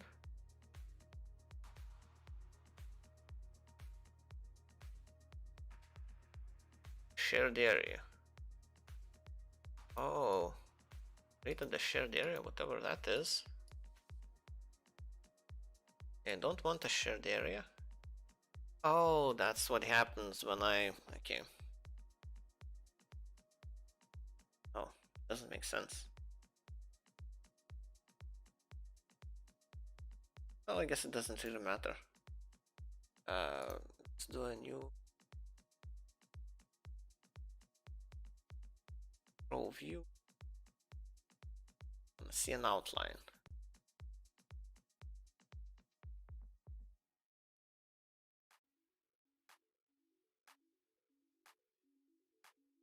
Close all of these. Close all. Yeah, so get back to this perspective and open file for editing. Oh, so that's what happens. Okay. And drag it out to be a separate window. Okay. Guess that's cool.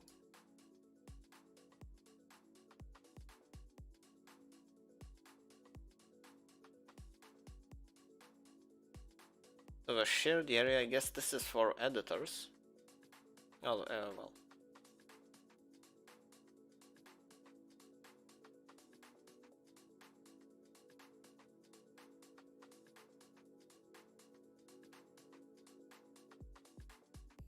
A view.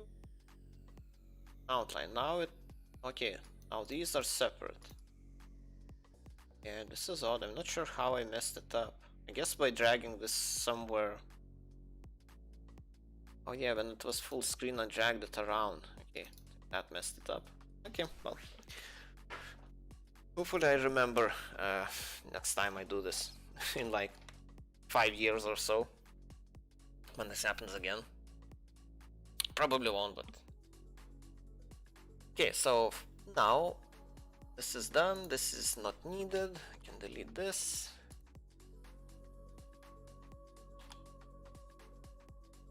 Delete the file from file system, yes. Yeah, this has the class that I need. Oh, this makes it so much more manageable. Love it. Right, so to finish off this user thing, yeah, I have a user, which I actually returned the user itself instead of get user from the database. So it doesn't matter if I create a new user or the user already exists. This is what I extract from the result. So from the dictionary I get from the database instead of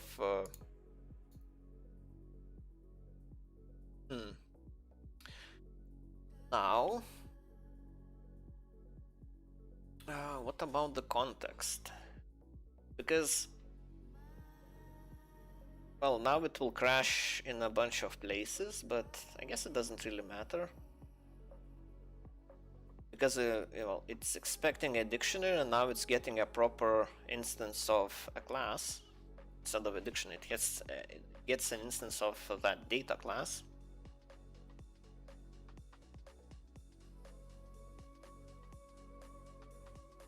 Now my head is not really working properly. The lack of sleep is kicking in.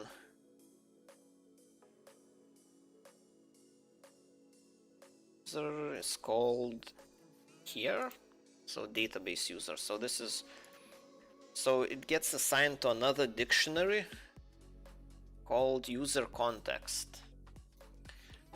Now the question, what to do with user context?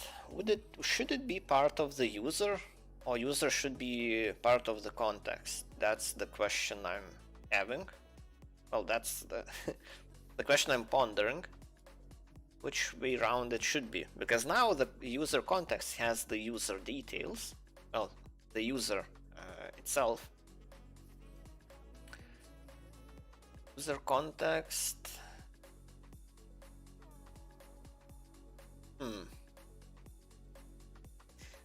Like, it feels more natural for user to have its context. Well, context is just to store details about the interactions with the bot. So like last message, when it was sent, and so on. So if last message was sent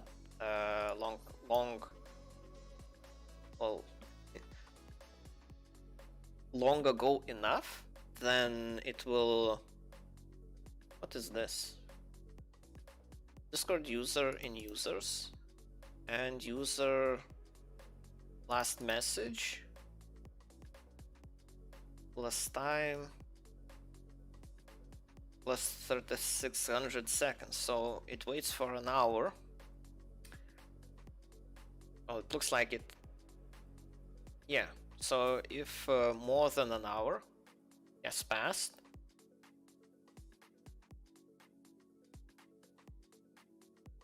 oh, if it haven't passed an hour, so it will just user from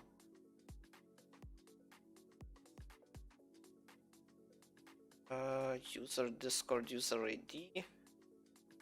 Oh, this is where the global user comes from. Oh, disgusting.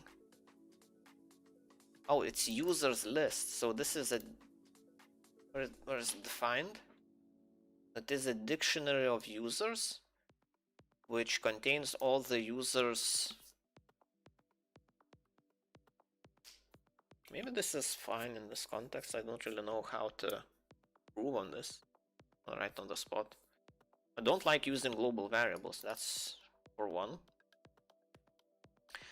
To manage global variables, I should create another data class that's dedicated to managing global variables. There's a pattern called singleton. Let's see, maybe it's a good idea to read about singleton pattern.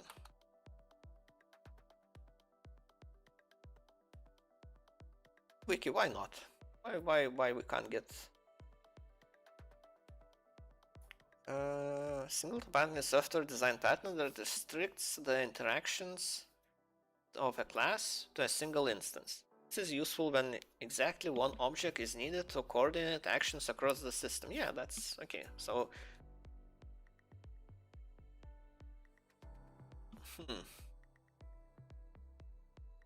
yeah, I think that's what I want. I want a singleton. Well, I want another data class, which will be a singleton. Can I actually implement that using this data class tag? That would be quite convenient.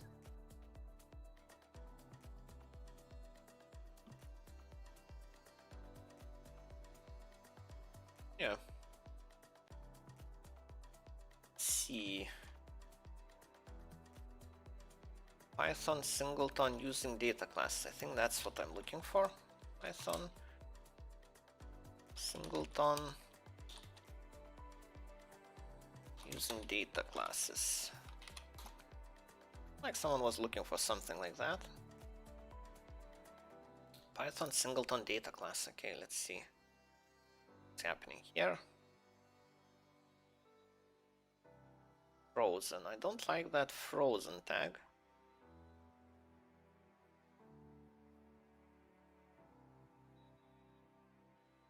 Right. Oof.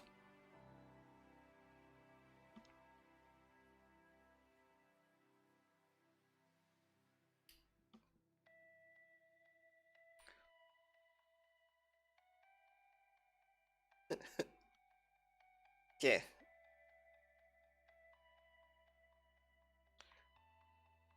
Right. Okay, now I can read. I'm not really sure what kind of illness is this, but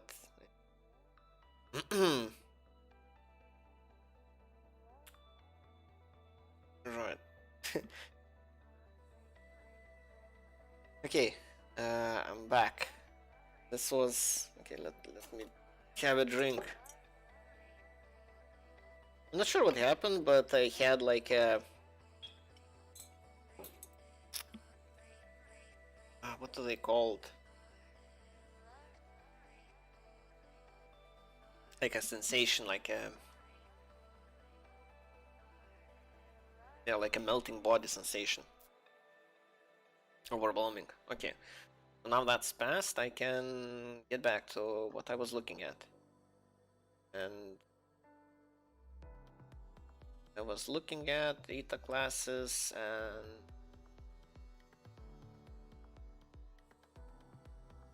signing.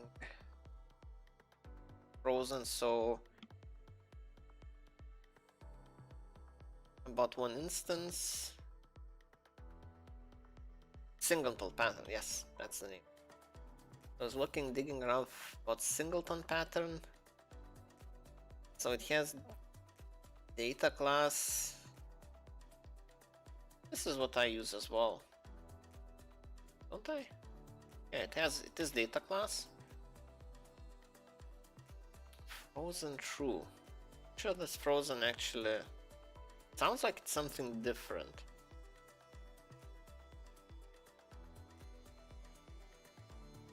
From data classes, import data class. Okay, singleton type. Class config meta class singleton. The raw devices. So the class singleton, and this is, oh yeah, this is his own definition. So okay.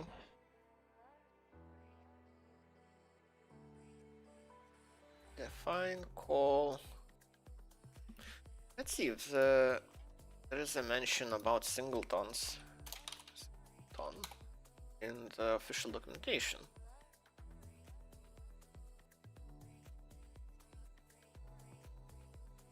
Methods is that they are singletons.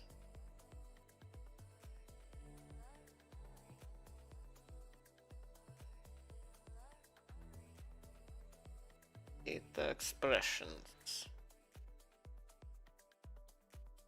Long.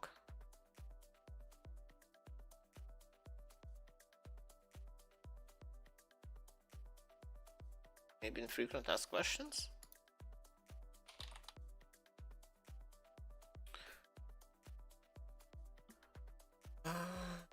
No, that using module is also the basis for implementing the singleton design pattern for the same reason.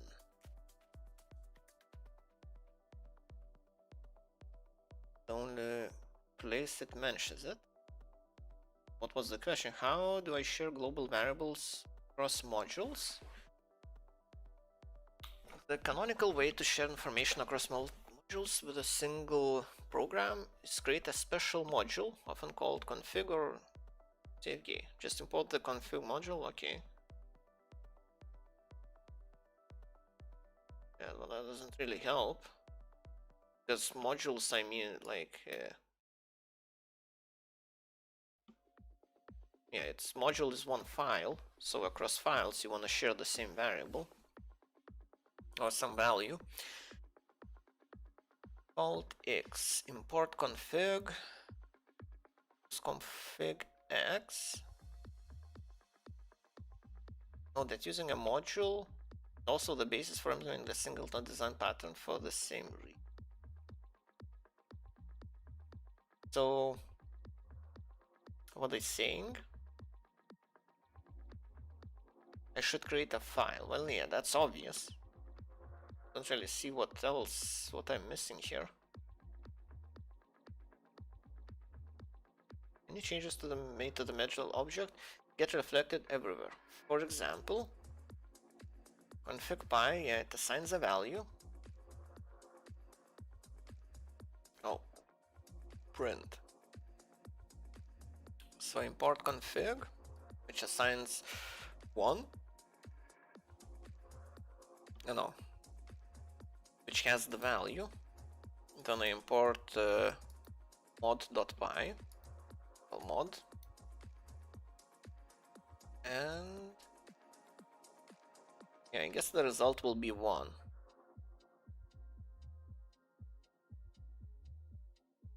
I guess that's fine.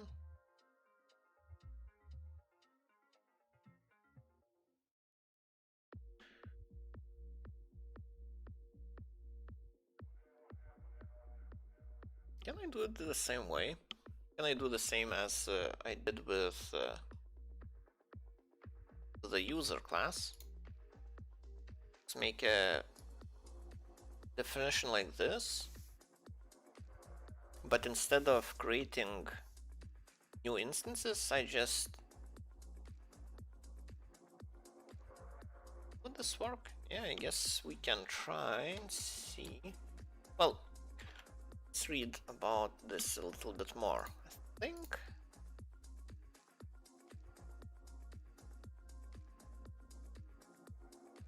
our best practices. Okay, let's Google this. Singleton design pattern for Python. In Python.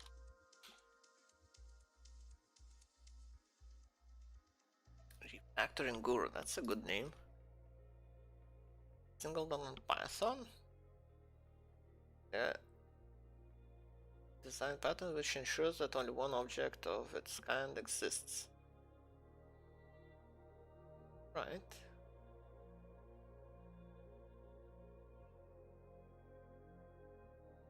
Main Py. So this is a class named Singleton. Okay, meta class. Singleton type. Singleton meta. Okay, let's see. So singleton meta, the singleton class can be implemented in different ways in Python. Some possible methods include base class, decorator, meta class. It's the meta class because it is best suited for this purpose. Okay. So instances. Why is it a dictionary? Okay, we'll see, I guess. It has singleton meta has a variable instances, which is a dictionary. It has a method call, possible changes to the value of the init argument. So possible changes to the constructor do not affect the returned instance. So if CLS not in instances, all so assigned instances with this keyword. So yeah, you create call super call. So if it doesn't find in the dictionary the value,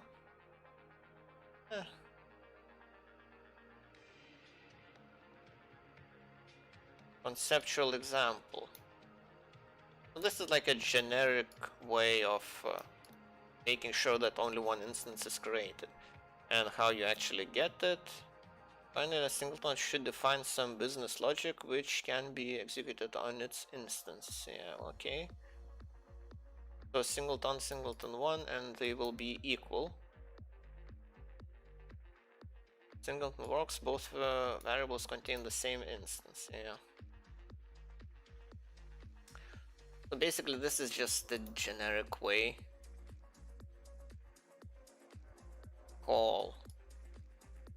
I don't know what is this call.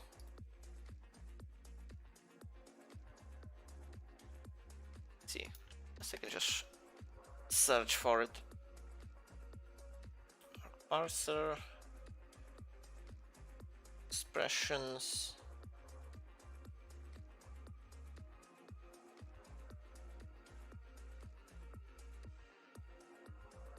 Built-in functions, yeah, this is what I'm looking for. Call. Called when the instance is called as a function. If the method is defined, roughly translate.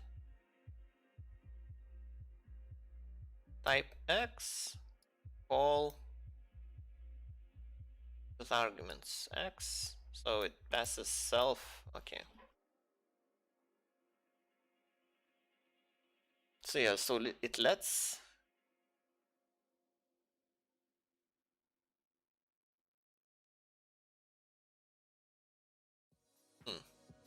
So yeah, so this overrides the constructor, as far as I can tell. I guess that's why it doesn't have a constructor there. Where was it? Yeah, here. So it doesn't actually need a constructor. So this is where it calls the constructor, it tries to call it, it doesn't pass any arguments.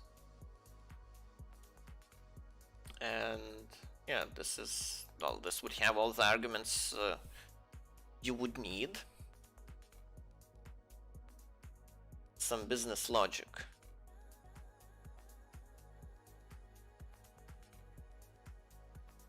Okay, I guess. So this is like a singleton meta. Also, it's like a root parent class. And all the classes that inherit from this will have the same functionality, so. Right. But I think I'm done for today. I think I will implement this, well, this implementation will have to wait for the evening, and I will move to singleton pattern to save all the global variables instead of, because now this is nonsense. Like, this is not how it's supposed to be. Like, you shouldn't be using global variables because it's just a bad idea. You're asking, like, that's what I ran into when I was trying to assign a value or getting user from the database. Yeah, so when I was initiating a value, I couldn't use user even though it was an imported name of the package. Yeah, it didn't work because of that.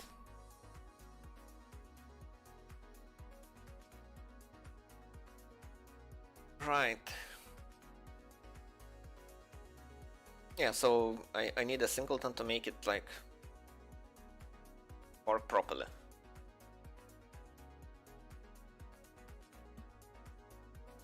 Right, so singleton will store all the data relevant. What else do I need to think about?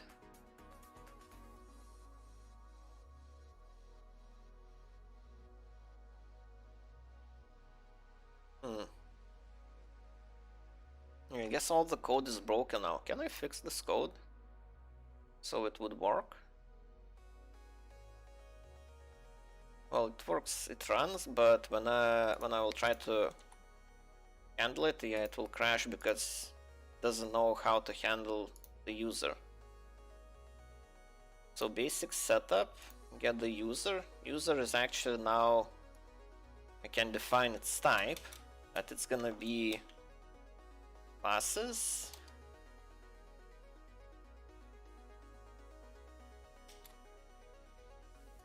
User.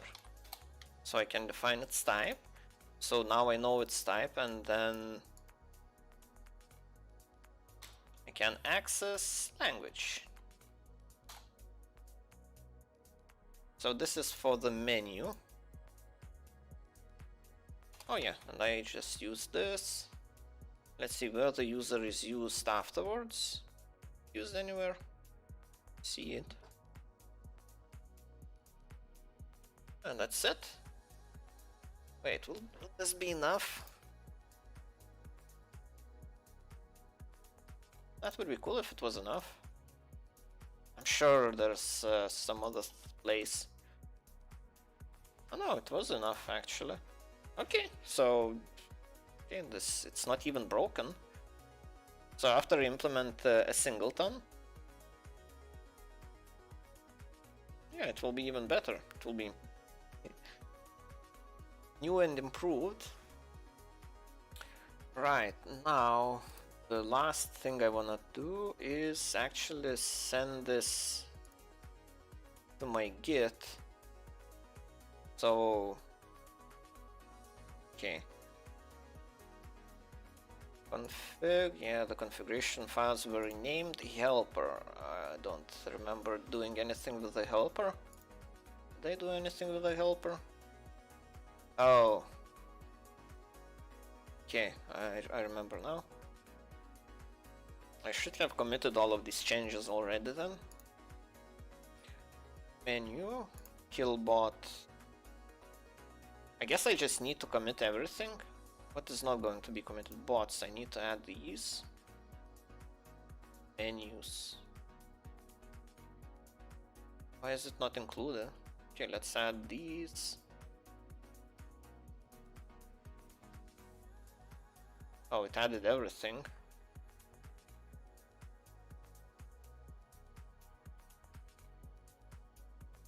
Okay, let's do this again. Let's restart. Commit.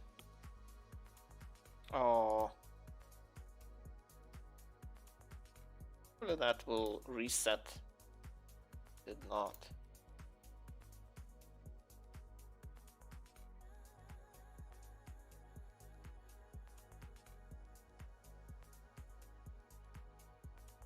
Settings. iCache. That also can be removed. I don't want that to be stored in the source control. So this stays for classes. Helper py also. Logs. Yeah, logs I don't need to be source in Git. Menu. Menus. Init file. Bots. Don't think I did any changes here now, but whatever. New bot menu, bot, and readme. Okay, all of these can be committed. Well, I don't really.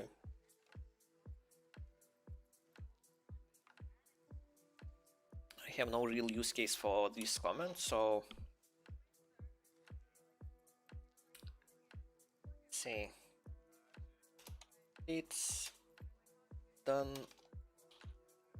stream up to stream number, what is it, 7? I think it is 7th stream already. Wow.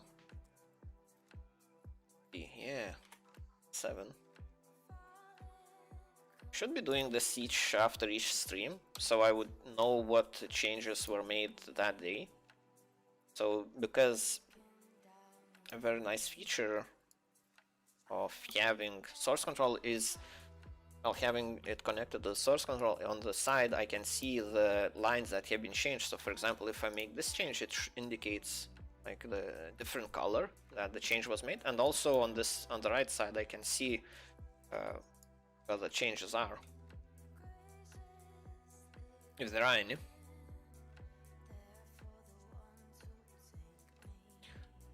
Right.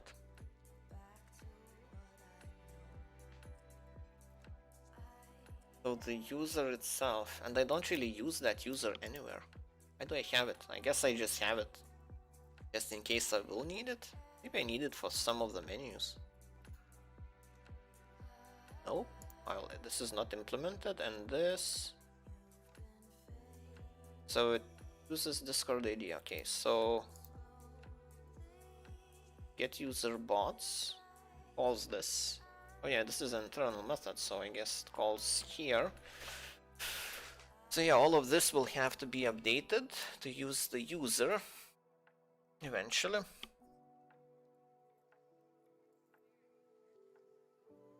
Yeah, I guess I can do it now. I don't see why not.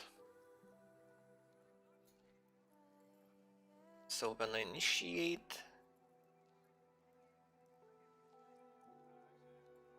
claim bot, this is a function.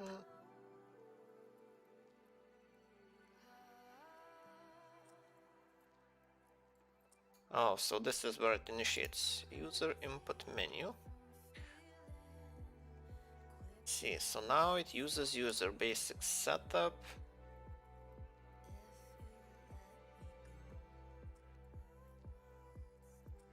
Basic setup is here. That's where I changed.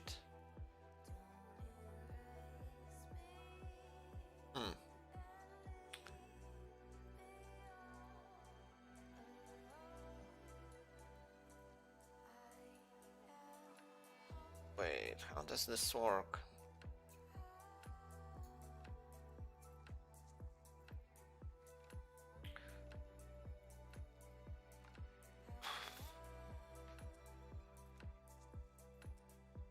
list bots menu. So well, it should crash now.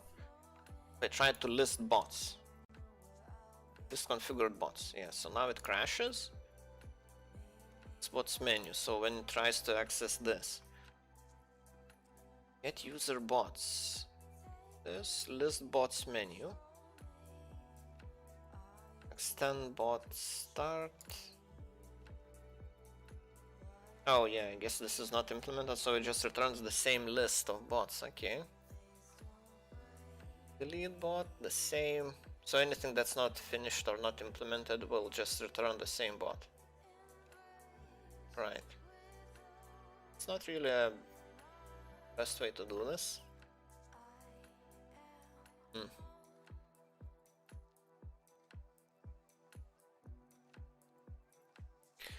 Well, I guess I can only, well, I can do this. Classes. User. Now, Discord ID, I can just access it like this. So much better. Like, so much nicer. Get user bot, so the user gets here. So it's part of the menu. Pretty sure menu takes the user and just passes it to basic setup, which is already updated. Not sure if this is gonna be enough. Yeah, probably not. When it tries to get the users, maybe it will be enough. Let's see.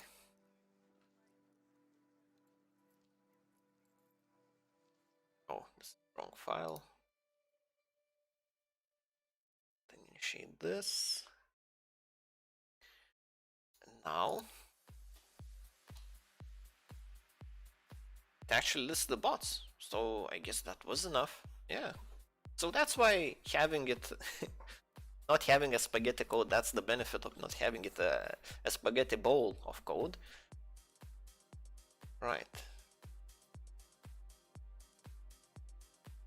So just changing a couple of lines of code makes it work and gets rid of these ugly, like, there's so many things I still have to work out. Yeah, bot should be probably another data class. So yeah, I'm slowly will migrate from using dictionaries and arrays to using data classes. Yeah, this will make it a lot more readable, maintainable, so on. Yeah, I'm really happy how it's going so far. Right, but I think I'm done for today. Well, for now. I can't imagine streaming this evening, just because I had like 5 hours of sleep and my mental capacity is already, well, I feel fine for now, but in the evening, yeah, like couple hours, yeah, I can't imagine I'll be productive enough to actually try to implement the singleton pattern here. Yeah, well, anyways, I'm done for now.